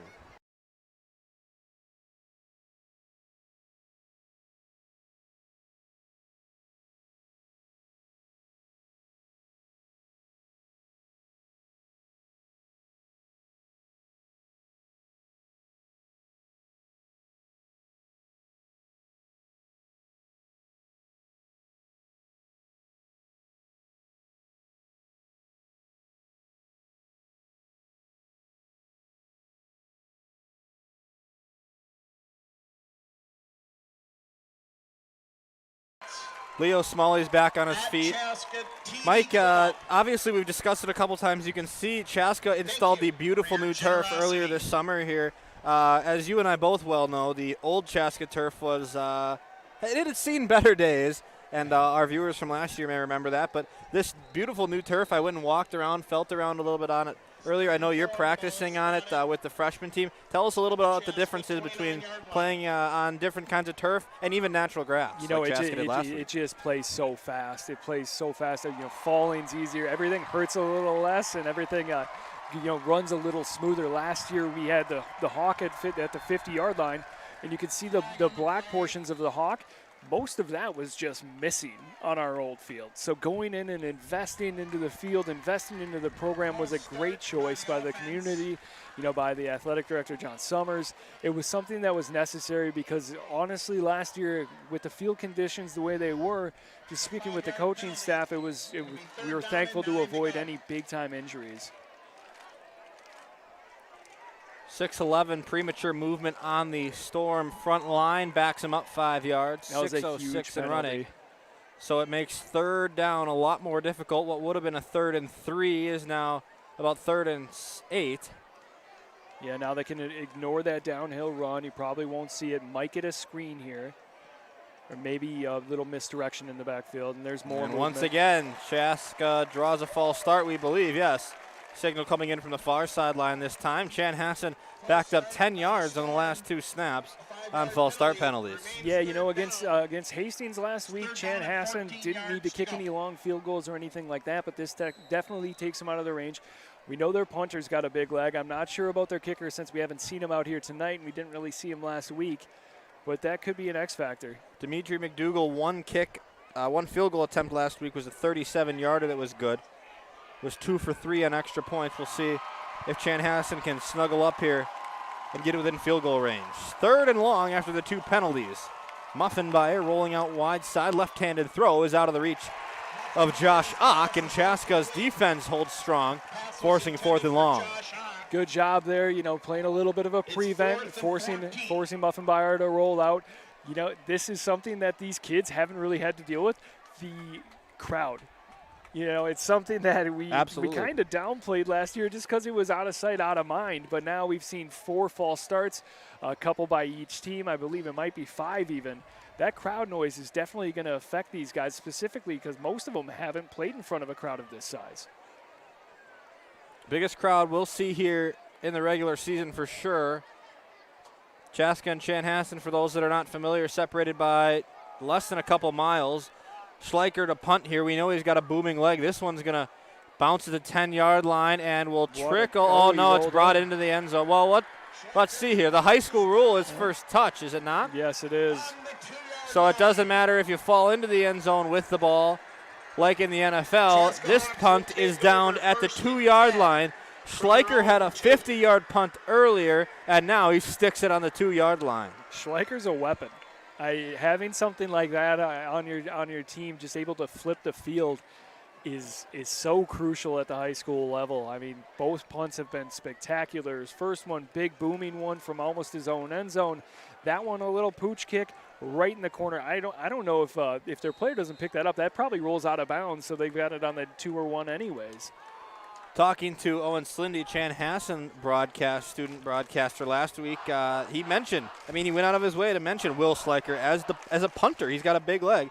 And you said it earlier, looking like a D1 talent, the senior, pinning Chaska here on their 2-yard line. Backdoor throw. Sanders unable to connect with DeSalt. Haven't seen Chaska target DeSalt a lot this year. This one falls just short of him. Yeah, DeSalt, like I mentioned earlier, big weapon, big threat, great. Like he's got a college wide receiver body. Hasn't been able to get it going. Him and Sanders just got to work on getting on the same page there. Looks like Sanders threw that comeback route at about 5. DeSalt ran it at about 7. I would love to see a really, really good hard count here by the Hawks.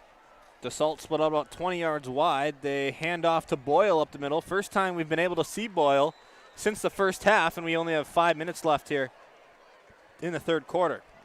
Yeah, it looks like we've got Smalley with a little bit more cramping. He's going to stretch it out and stay in the game, though. Nice job there by Boyle, getting us out of the danger zone there. Running hard to get it out to the 6. Gain of 3 on the play. It's 3rd down and 7.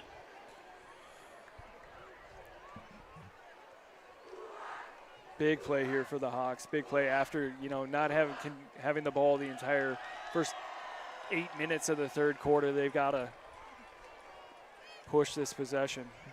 Sanders the throw. He has Miller over the middle, and Miller makes the catch at the 20, but he's tripped up by the white line monster and falls. Not before picking up the first down, though. Looks like it might have been a cramp. Yeah, he cramped up. Otherwise, he was gone. Gosh, I wanted that for Carver. Another big-time play by Carver. He just keeps showing up anytime the Hawks need him. Great-looking ball from Sanders over the middle. That's a risky route to throw in high school football. Sanders and Miller execute to perfection there and move the chains for Chaska. Yeah, they set that up well in the first half by throwing that ball out to Boyle. Once again, Sanders through the air. This time it's Carson Atterbury. First time we've called his name tonight. Atterbury, the 5'10 junior. Atterbury is one of my favorite guys in the entire program. His brother, Caden, couldn't play this year. He had to have shoulder surgery. Both of them are electric athletes. They're super fun to watch with the ball in their hands. The youngest one, too, he's a freshman right now. Bam Bam. Bam Bam's got 4 touchdowns through 2 games so far for the freshman Hawks. He's going to be another one to watch. Hawks go 3 in the backfield. 2 split out wide. Handoff. Boyle plunging up ahead to the 30. It's going to be short of a first down, but enough for about 4 yards. Boyle continues his productive night up the gut. Good job there by Boyle, just running hard, getting the Hawks into a 3rd and short situation. It's about 3rd down. Yeah, the Atterburys, they're identical twins, both in the program, like I said. We got Carson out on the field. Caden's out with that shoulder injury. He should be back for his senior year. 3rd and 1. Chan students and fans are making noise on the far side. Low snap. Boyle bouncing outside, but he's stopped short. The spot is on the 29-yard line. The line to gain is the 30 and a half about. No yardage on the play. 4th and 1. It'll be 4th and 1, and Chaska. Seuss has got a decision here. I expect a hard count. Yeah. Looks like they're going heavy. Boyle will be the quarterback here. Yep, the direct snap. We see them do this in short yardage situations, especially on the goal line. Mike, you mentioned Spencer Getz was excellent at this last year. Steve O'Klotz notably on the state championship team. Chanhassen just wasn't ready for it, though. Chanhassen had their punt return team out there, forced to take a timeout, and the Storm called their first timeout of the half. Go ahead, Ryan. Nope. You know what? I love the call by Jamie Susner to be aggressive there, at least forcing Chanhassen to take that timeout. We don't know how it's going to affect the game later on. Chaska with that 6-0 lead, that timeout might come up big late in the game. Gives us a chance to thank the Rome team of Edina Realty. The Rome team has helped thousands of families expertly transition into a new home. Emily and Jan are known for their service, integrity, and results, and they partner with clients to prepare, price, and sell their homes. Whether you're buying or selling a home, put the Rome team of Edina Realty to work for you. Go to RomeTeamRealEstate.com for more. Also want to thank Swagelock of Minnesota, North Dakota, and Appleton. They're proud supporters of Chaska Hawks football. At Swagelock, their solutions are designed to perform under pressure, just like our Chaska Hawks football team. We congratulate the Chaska Hawks on their 2019 state championship and wish them the best of luck this season. Want to thank all of our great sponsors here on the Chaska Hawks Broadcast Network, coordinated by the Chaska Touchdown Club. Keela Rector did a great job organizing that. And with just under 2 minutes to go here in the third quarter, haven't seen a score since the opening minute of the second quarter when Jack Boyle scored from the 1-yard line. Let's see what Chaska can do here on 4th and 1. Boyle will be in the backfield all alone. Chaska will be heavy, try to push him across the first down line. Boyle up across the 30, and he's got the first down and more. Boyle's loose, and Boyle finally dragged down at the 43-yard line. What a run by Jack Boyle. You know what, that play call excites me. Last year, I was pretty open on the broadcast that I thought we played a little bit too conservative. So seeing going on a 4th and 1 from your own 30 in a game this tight, I absolutely love it. But when you're as effective as Boyle is in those short yardage situations, honestly, why not? It's free money. 1:35 and ticking after the Chaska big play for the first down. Hawks have a couple split. Handoff to Boyle once again. He maneuvers his way across the 45 and is drugged down by Chanhassen's Lindsey Wartnick at the 45-yard line. Yeah, Boyle's so impressive. I mean, all these runs up the middle doesn't look like much, but then you look up at the down markers and it's 5.5 yards. He hits it so quick, he runs so hard, his pad level's so good, and he always falls forward. You never see Boyle falling backwards on any of his runs. He always finishes so strong. 2nd and 6 from the 46 officially. Boyle in the backfield left of Sanders. Sanders looks for a quick option outside. DeSalt the reception. DeSalt up to the 50. It's going to be just shy of the first down, but DeSalt gets a catch and brings Chaska within a yard of a first down. Good job there by DeSalt. They got their timing back there. DeSalt, you hit it at 5 yards, which is exactly what you want to do. Sanders delivered a good ball. Now we got a 3rd and 1 situation. That's going to make it extremely difficult for Chanhassen to slow down this drive. We know how effective Chaska's been in the short yardage, and that keeps them honest too. You got to keep those inside linebackers, outside linebackers from Chanhassen from being able to pinch.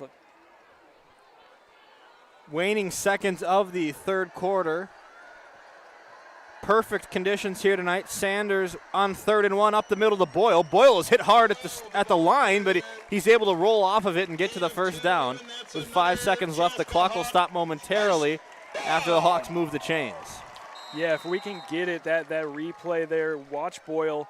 He gets stuffed at the line, but his ability to fall forward, spin off the tackle, and earn that first down, that was impressive running. I mean, like I said, we're going to be calling a lot of the same names, and there's Boyle again.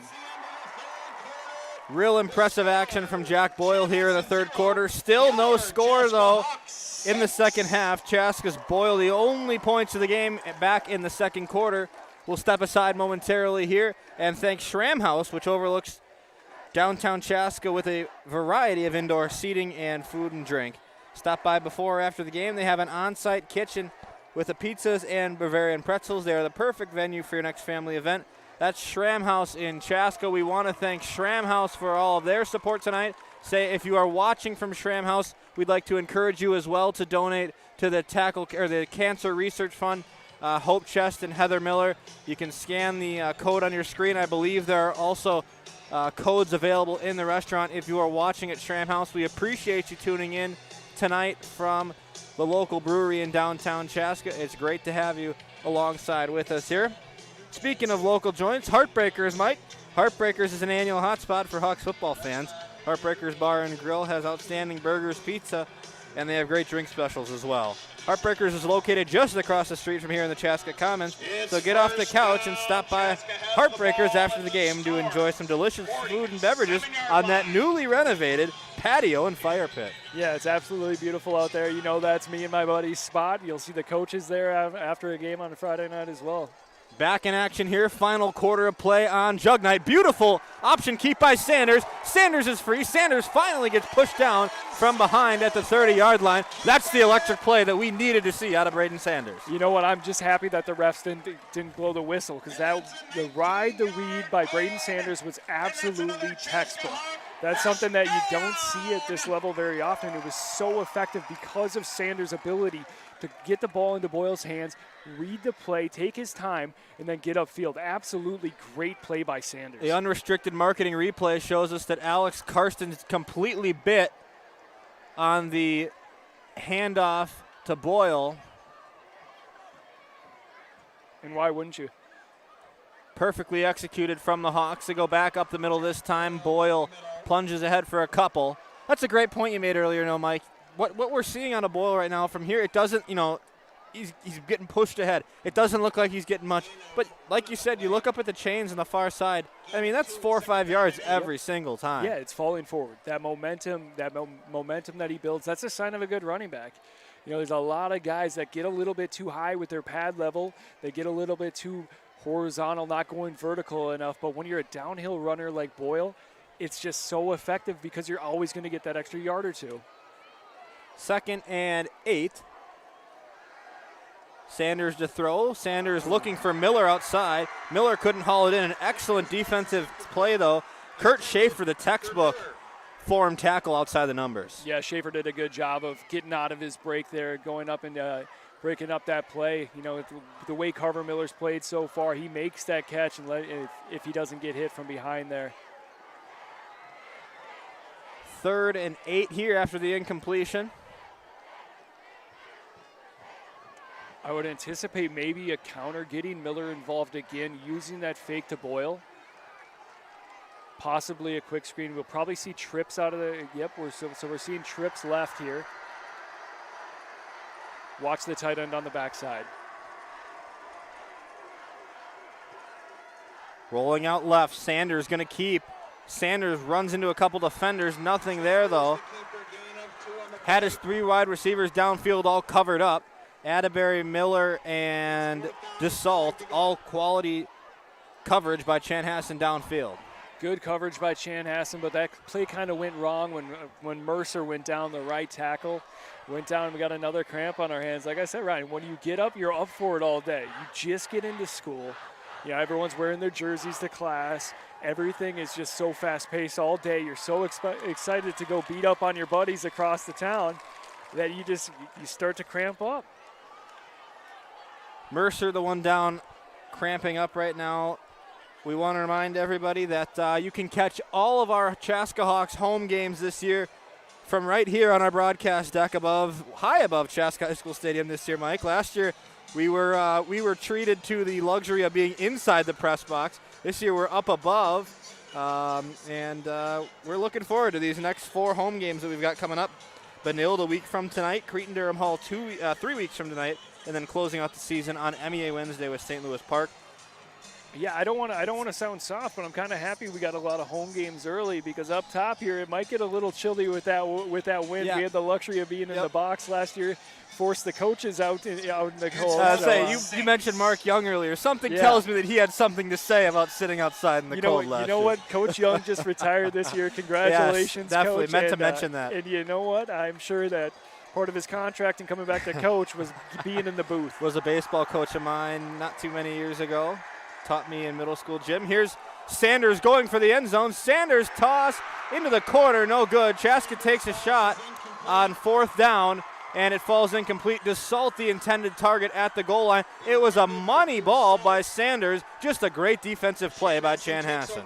You know what I like to call? Take your shot, like we spoke about Dassault 6'4", 6'5". It was like, a jump ball on the outside edge, and it was just great coverage by Tyreek Williams. Yes, great Tyreek defensive Williams. play. Absolutely great coverage. Great replay here by Brett and Finn, our on-site producers tonight. I like the aggressive play call. Chaska's been very aggressive on offense when they're picking their spots.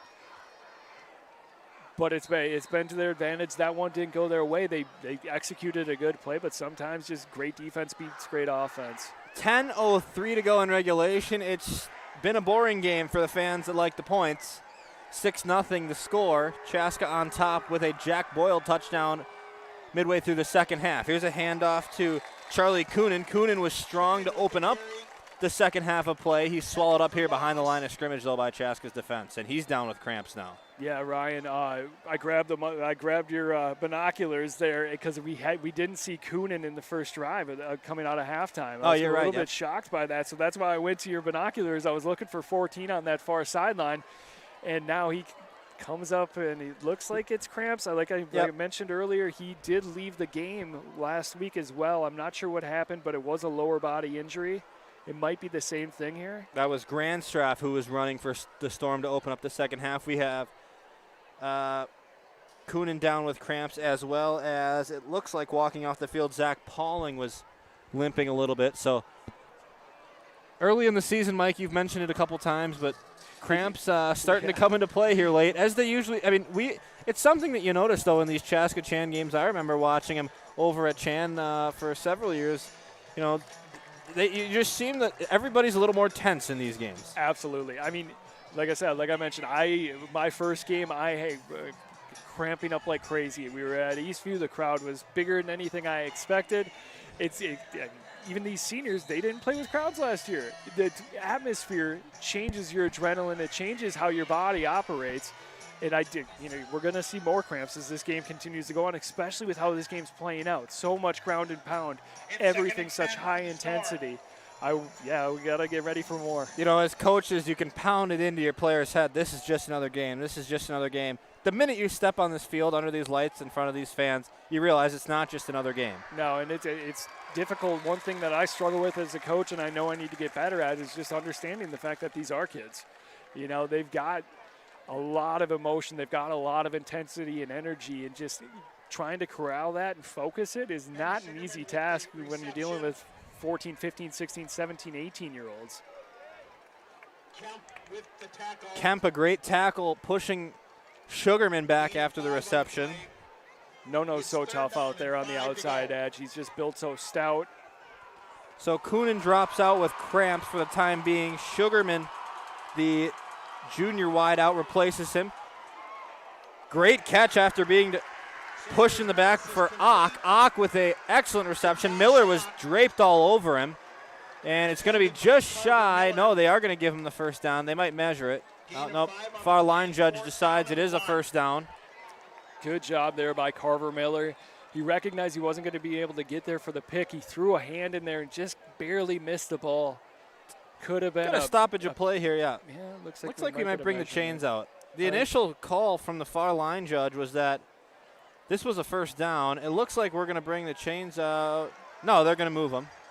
That's a Chanhassen first down. Just enough for the Chanhassen first down. Brian Dahl pleading his case to the near side linesman. I would have liked to see the chains come out there. I don't know. It looked like the chains were just past that 34-yard line, and the ball's set up a little bit behind it. So I think Dahl's got a case here. Potentially a big play. Chanhassen's got 3 or 4 of their top guys out right now with cramps supposedly. So here we go with another fresh set of downs for the Storm. Handoff. Grandstraff. Grandstraff gets through the first line up to the 37. Little counter He's finally there. brought down. Yep, little counter there for 3 or 4 yards. Good job. And Smalley's going to pop out again. 3 on the play. More cramping. It's 2nd down and 7 to go. as much water as possible. Rub down those calves as much as possible. Stay warm, stay loose, stretch it out. Leo Smalley's just a heck of a competitor. 2nd and 7. Play action rolling out is Muffenbeyer. Muffenbeyer gets past Sewer, and he's pushed out of bounds. Big hit by Max Hatfield on the far sideline. Muffenbeyer's down over there. That was just a crushing hit on the sidelines there by Hatfield. That's about the 4th time that he's put a big hit on somebody. Muffenbeyer's wobbly. Look, he's going to have to come out of the game and get checked. Got a Chaska Hawk cramping up as well. Brian Dahl out on the field, barking orders to his team. 3rd and average when we come back, but the concern for the Storm right now is that their quarterback is down on the sideline. We'll be right back with more from Chaska High School.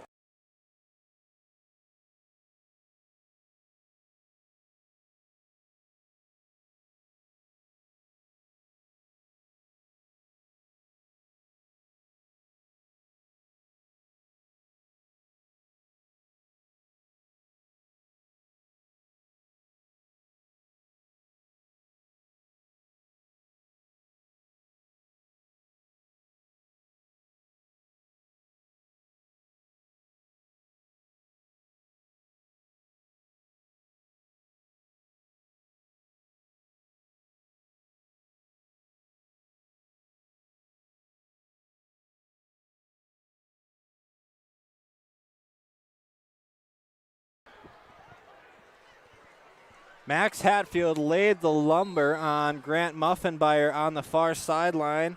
And it's time to see Mason McGowan, Mike. The junior quarterback will take the reins for Chanhassen here on 3rd and short. No, it's Graydon Welton. Oh, I'm sorry. I'm looking at our roster. Yeah, Mason McGowan. I was like, I know Mason. I coached him last year. I know his dad, Jesse, too. Looks like they're turning to Welton. Graydon Welton, the junior quarterback, hands off far side, and it's a 1st down for Chanhassen. Expect Chan to keep it on the ground a little bit more now with Muffenbeyer. Grandstaff scrapes ahead up to midfield. Under 7 to go here. Chan driving. Still haven't seen any points on the board in the second half. Only score of the game was a 1-yard plunge by Jack Boyle on the goal line back early in the second quarter. Big spot here for Welton, the junior quarterback. Obviously, he hasn't seen any varsity action yet, especially not with the crowd like this. We'll see how he can handle the pressure.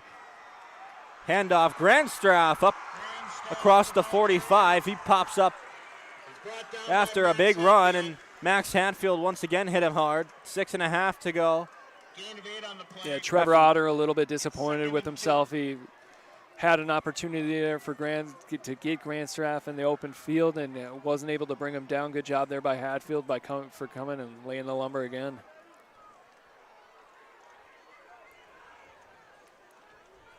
About a long 2 here for Chanhassen for a new set of downs. Welton in the backfield.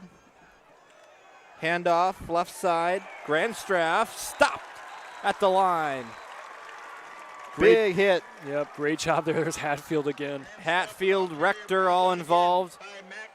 Max Hatfield, somewhat of an undersized guy, 5'11", 190, but boy does he lay the wood. He's very similar to Porthan on the other side. I mean, they're undersized guys, but they know how to use their body. They work with leverage. You know, as a linebacker, if you're running 5'10", 195 pounds, you better be quick, you better understand your keys, and you better tackle with good technically. 3rd and 3. Fans are on their feet. 5:17 to go. The junior quarterback, Welton, is unable to get a playoff as Cullen Nelson called timeout. Their second timeout of the half. Chan down to 1 timeout now after that timeout that they called to adjust on the punt, where Chaska ended up running the play and gaining the 1st down. Looks like a lot of that decision was due to the fact that number 14, Coonan, looks like he's ready to come back in here. Welton warming up with an assistant coach on the sideline. Maybe see them go to the air a little bit here. Coonan back, a threat definitely both on the ground and through the air. We've seen what he can do so far tonight. Mike, what's going to have to give here? Somebody's going to score before the end of this game. I mean, Chaska has a 6-point lead. Maybe they won't. I mean, they don't have to. Yep. But what's going to have to give? You know what? For Chaska, the biggest thing for the coaching staff, Coach Dahl in particular, it's going to be how aggressive do I be in attacking the run? Are you okay with Chanhassen just salting this away, minimizing it, keeping them to 3 or 4 yards, shortening up the game, and hoping that you end up winning a close one? Or are you going to be aggressive and maybe open up a big play, knowing that the quarterback for Chanhassen's missing from the game? It's 3rd down and 3 on the Chaska. Muffenbuyer's back in the game. I'm surprised Muffenbuyer's back in the game. That was a big hit by Hatfield late on He's a the tough far kid. side. The junior rather. Misdirection up the middle. Grandstaff across the line to gain, and it's a first down. Chanhassen fans loving that one. That was a good play call.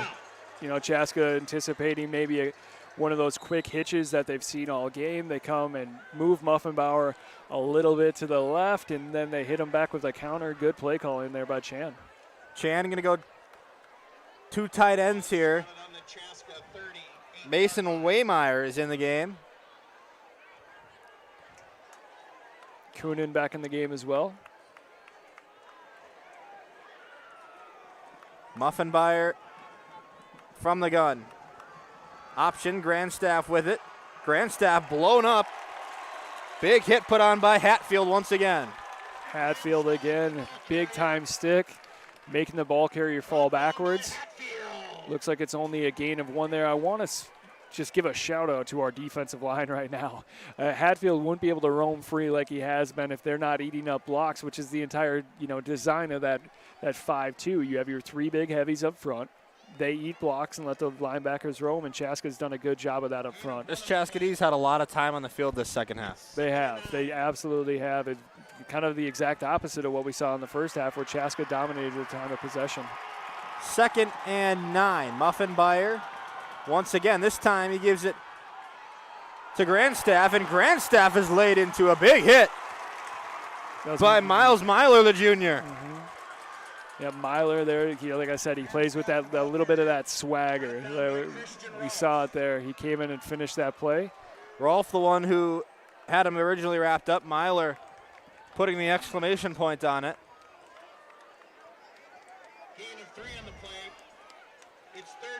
Couple yards gained, 3rd and about 6.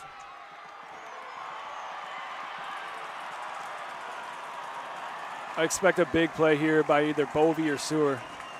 Big spot for the Chaskadee. 3rd and 6. Muffenbauer looking onto the far side, has Ock at the line to gain. He's a yard short. Quick hitter from Chan. Mike, that was one of your keys to the game. Chaska cannot let Chan have the quick hitters. It's going to be 4th and 1 here, and obviously Colin Nelson will keep the offense on the field. Yeah, absolutely. Chaska crowd didn't like the call there. Nice diving play by Hawk. And 1 yard to go. This is where Chaska makes their medal in the short yardage game. Let's see if they can hold up here. Interesting to see what kind of look Chanhassen is going to come out in, and there's the timeout from Dahl. Maybe get a substitution in here, go a little heavier. 2:35 in the game. Chaska has the advantage with 6 points on the board, but Chan is driving here on 4th down. They have a yard to go to get a new set. Coach Brian Dahl, excellent career so far at Chaska.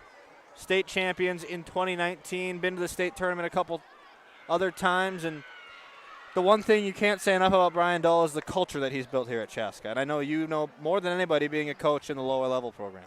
Yeah, absolutely. I was speaking with a buddy of mine, Kyle Tice. He lives out on a golf course in Eden Prairie, and he was hanging out in his backyard, and he had a group go through, and he just overheard him talking about how Chaska has built a program and how they just turn out talent now. That's something that in the past it wasn't, a typical thing. Chaska was the doormat of the Lake Conference for a long time. Coach Young helped turn that around. All of a sudden, Chaska started putting out some winning seasons. And then since then, it's really taken off. A couple state appearances. Dahl, like I said before, the thing that he's doing so great is off-season programs. All these guys are getting so much bigger and stronger throughout the course of their careers, and it's giving them college looks, and kudos to Dahl and the rest of the staff. Crowd's on their feet, 4th and 1, up the middle to the up man, and they get the first down, or do they? Oh, ball's loose. Oh, the ball's loose. Chaska thinks they have it. It's still loose. Chaska was pointing their way. The ball rolled inside the 25. Pandemonium. Hands pointing opposite ways. It's Chaska ball.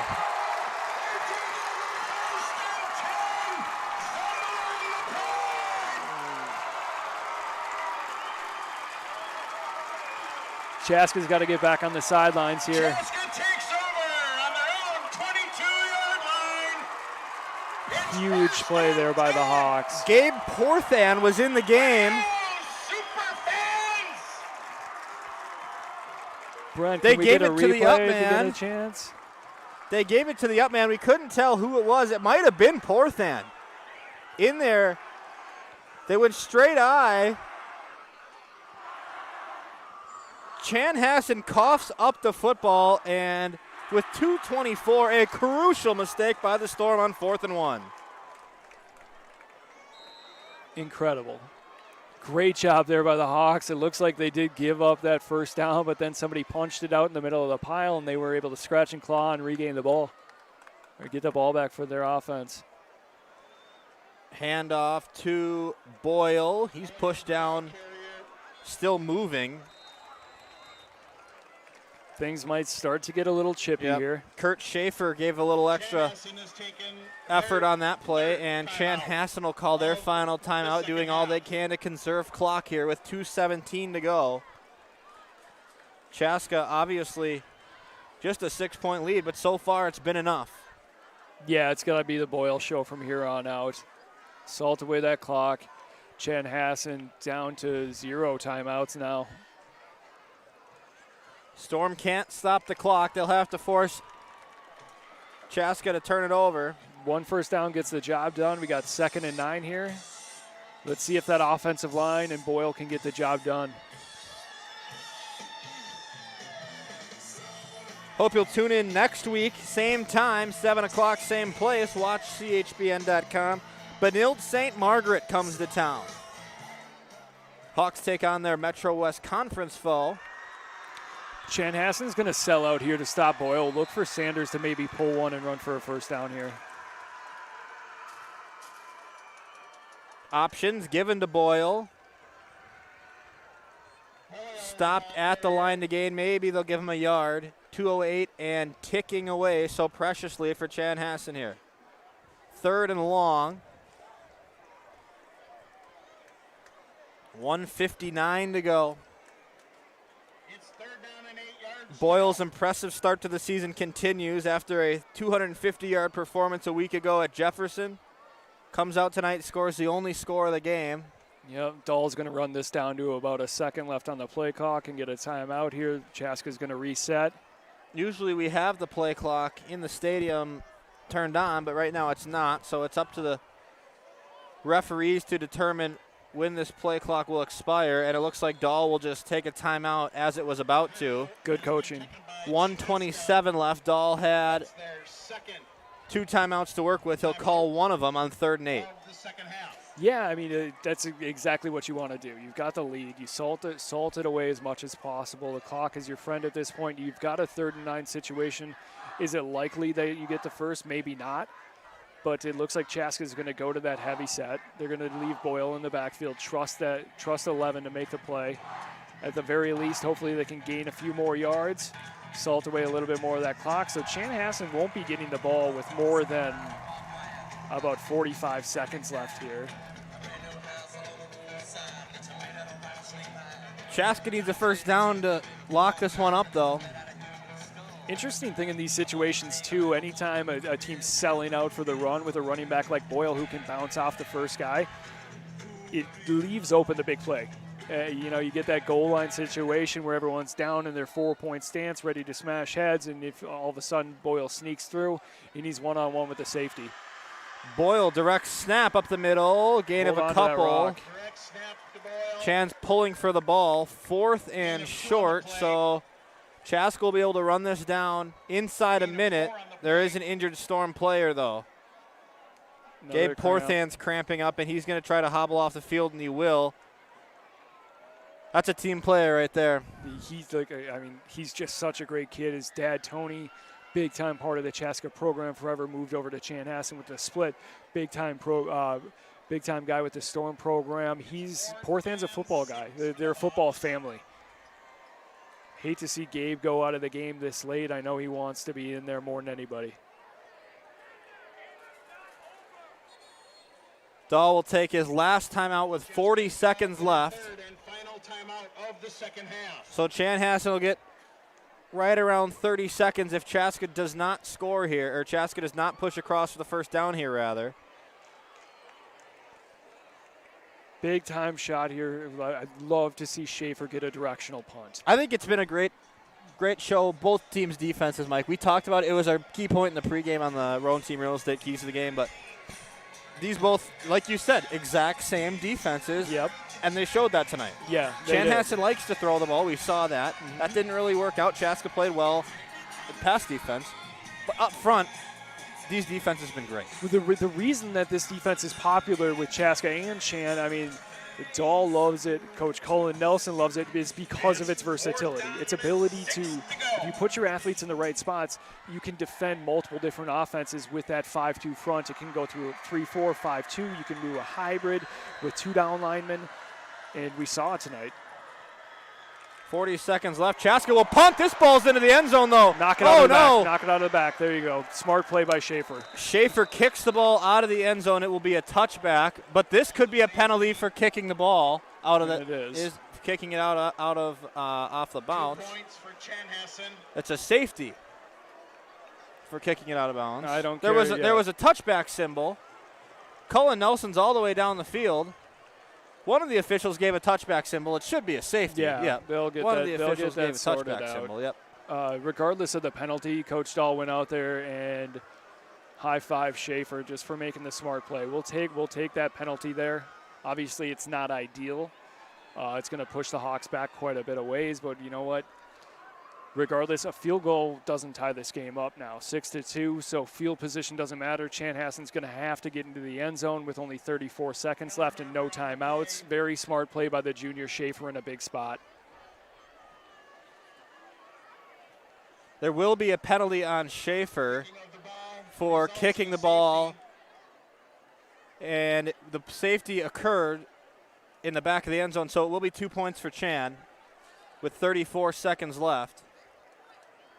Chaska will be forced to punt to the Storm.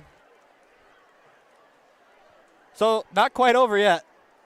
No, it's absolutely not. We thought Chaska was going to milk this one away, but the botched snap on the punt gives Chanhassen a safety.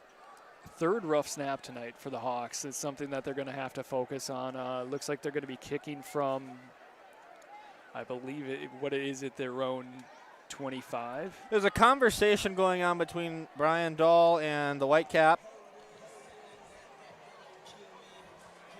34 ticks left, Mike, and Chanhassen will get pretty decent field position, presumably, here with about a half a minute to drive down the field. But like you said, a field goal is no good. Yeah, Dahl, currently discussing with the Whitecap, like you said, discussing his options with a free kick, what they can do. It looks like it's going to be all the way back at their own 10-yard line. That's a great point because is that a 15-yard penalty? I believe it is, yep. So, I mean, this ball that would normally have been up on the 25 for a free kick will now be back at the 10-yard line. So Chan's deep men are standing at midfield. Ryan, you know the rules a little bit better than I do. If they boot this ball out of bounds, is it an additional penalty? You're asking me at the wrong time. Oh, I've been out of football referee for years now. I'm a basketball ref now. I can't put you on the spot like that live. Well, hold on though. There's 30 seconds. There's 3 seconds on the clock. Erickson trying to calm down everything. Greg Erickson's managing the situation appropriately as he always does. Let's get him some help. Jim Perrone, our clock operator tonight, back for another season of Chaska Hawks football. Great supporter of the program. Keep the ball away from 14 here. Got No Kemp kicking. There should be 37 on the clock. We're still working through that on the scoreboard. So a little bit of a halt here. We're in a tough situation. Grant Muffenmeyer, he can get the ball downfield, and he's had time to operate, specifically if the Chaska goes to they call their green coverage, their money coverage, which is cover 4. Still a stoppage here as the clock issue persists. I thought that prior to the snap, wasn't it at 35 or was it 40? It was right around 37. So Chaska will get to kick the ball off from the 10-yard line. Like to, keep them on the other side of our own 40 on this. It'll be difficult to do. Kemp kicks off for Chaska. It's a big one. Back to the Chanhassen 40, but a full head of steam for Ock. Ock is wrapped up. Big hit put on by Christian Rolfe at the 47-yard line. Chanhassen, 32 seconds for 4 points. And Ock is leaving the field, too. He's been their number 1 wide receiver. Looks like he's got cramps going on as well. Chanhassen can't call a timeout to help get him back into it.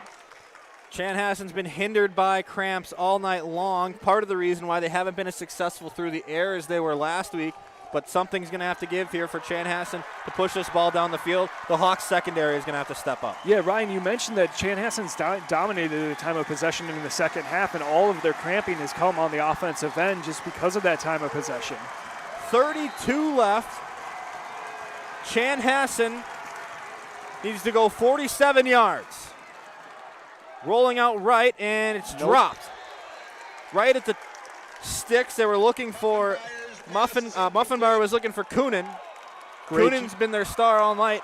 That one was just left a little short. Great job there by Brendan Sewer. Absolutely great coverage. Dropping back from that outside linebacker position. Getting a hand in front of that ball, making that catch difficult. Reese Turner checking in to give us a little bit more of a pass presence here. I wouldn't be surprised if Christian Wolf checked in, moved down into a defensive end formation as well here coming up soon with the game on the line. 26.9 on the clock, fourth quarter. Chaska leads 6-2. Storm have the ball after the Hawks were forced a free kick off the safety. Muffenmeyer has 3 downfield, throws over the middle, nearly intercepted. Threw it right over the head of Brendan Suhr. Was looking for Coonan again. Yep. Chaska front 3 getting a good push there. Absolutely great job there. Rada coming off the edge there. Delivered a nice hit to Muffenmeyer. And there was Suhr again. That's the versatility of Bovey and Suhr. I mean, their ability to get after the pass rusher. They each had a sack last week, and now they're dropping back into coverage. And in comes DeSalt to play a little bit of center field here. Rolfe will exit, get the hands team on the field. 21 seconds, 3rd and 10. It'll be tough for Chanhassen if they get tackled in bounds here to execute a second play with only 21 seconds on the clock. Storm will go through the air again. Muffenmeyer steps into it far side. Coonan right down. No Kemp. Through the hands of Nolan Kemp. Great defensive play. All night, Nolan Kemp's been on the money. He's one of those, he's a corner that's just rock solid. He's so good technically, and he's such a great athlete that he's always in the right spot, and he makes the job so difficult for the receiver and the quarterback. Even if you deliver a good ball, it's going to be a contested catch. Great job there by No Kemp. 4th and 10, both teams are out of timeouts. This is the game for Chanhassen. Junior quarterback Grant Muffenmeyer has 3 split out wide. Grandstaff in the backfield with him. Low snap. Muffenmeyer, the lefty, rolling out. Throws it to the sideline. It's hauled in. Charlie Coonan toe tapping inbounds. Stops the clock falling on the line. 8.5 seconds, and Chan moves the chains. Absolutely great play there by Coonan. Went up, got the ball at its high point, able to tiptoe down the sidelines, and unfortunately he's down with another cramp. Chanhassen has been really hindered by cramps tonight. What a play there by Coonan. Good ball there as well by Muffenmeyer, and that's going to bring in number 21. Chan doesn't have a timeout here. Obviously, there's an injured player on the sideline, so they'll get a little time, but he's on the sideline. I mean, Yep, Tyreek Williams, the cornerback, looks to be coming in. And nope, he's going to stay on the sidelines. I thought he was going to sub in for Coonan there. 8.5 left. This capacity crowd is on their feet all the way around the fences. The Chaska students jumping around on the near side. Storm students filling up a third of the section on the far. 8.5 left. We got to hold our monitors still here. The stadium's shaking. On top of the press box, yeah, we're... Oh, we got a false. This could go against Chaska, though. There was movement on the Chaska line. There was some flinching by Colton Rada, caused the Storm lineman to move. They'll probably give this one 5 yards for Chan. I don't know if he ever moved into the neutral zone. We'll see what the call is. Yep, it's against Chaska. Absolutely picture-perfect night here for football. And a great finish. Just under 70 degrees, just around 80 at kickoff, just over 70 degrees, I should say. And, Mike, you couldn't have said it better. We got a great finish. Under 10 left. The crowd's on their feet. 8.5 to play. Chaska with a 4-point lead. Storm have it 1st and 5 on the 27th. Muffenbauer in the backfield. Looks to his right. Muffenbauer will go over the middle, and it's nearly intercepted again. Trevor Otter right in the breadbasket, let it drop. 3.6 left, and Chan has time for one more shot. Junior Reese Turner there with an absolutely huge play coming off the edge. He's such a good athlete. He dips his hips, gets around the edge, is able to make that quick turn and get after the quarterback. You see it right there. He definitely affected Muffenbauer there. Great play by a kid with a really bright future. Clock reads 3.6. Chaska coach is barking out orders. Brian Dahl wants everybody on the goal line. Let's get a Turner sack to finish this one out. Chan will go 3 wide. The bleachers are shaking. Chaska Chan 2021. Final play. Muffenbauer steps into it to the end zone in double coverage, and it's batted down. Nolan Kemp bats down Muffenbauer's pass, and it's a Chaska Hawk victory in the 2021 Battle for the Jug. What a game, Ryan. Absolute pleasure to be here. Great game by both teams. Showed each other a lot of respect, and Chaska just outlasted them. 6-2. When was the last time you saw a game finish 6-2? It looked like something that we would finish with back when we were running the Veer. Everything was on the ground and pound by both teams. It was just an absolute war in the trenches. It was so much fun to watch. Great effort by both squads. Awesome night here from Chaska High School. Low-scoring affair. Great defense played both ways. Chaska pulls the victory out, courtesy of a Nolan Kemp touchdown with 10.5 minutes left in the first half. There was no score until the last 30 seconds of the game when Chanhassen forced a safety on a botched snap from a Chaska punt, and the score finishes at 6-2. Chaska pulls out a victory. So many huge moments out here tonight, Ryan. So many great plays by a lot of kids with really bright futures. Honestly, just so many big moments. I'm trying to figure out which one's the play of the game. Schaefer being so smart to boot it out of the back of the end zone instead of trying to pick it up might have saved the game for the Hawks. So a lot of great effort. Hatfield played great. And on his mom's night, Carver Miller showed up.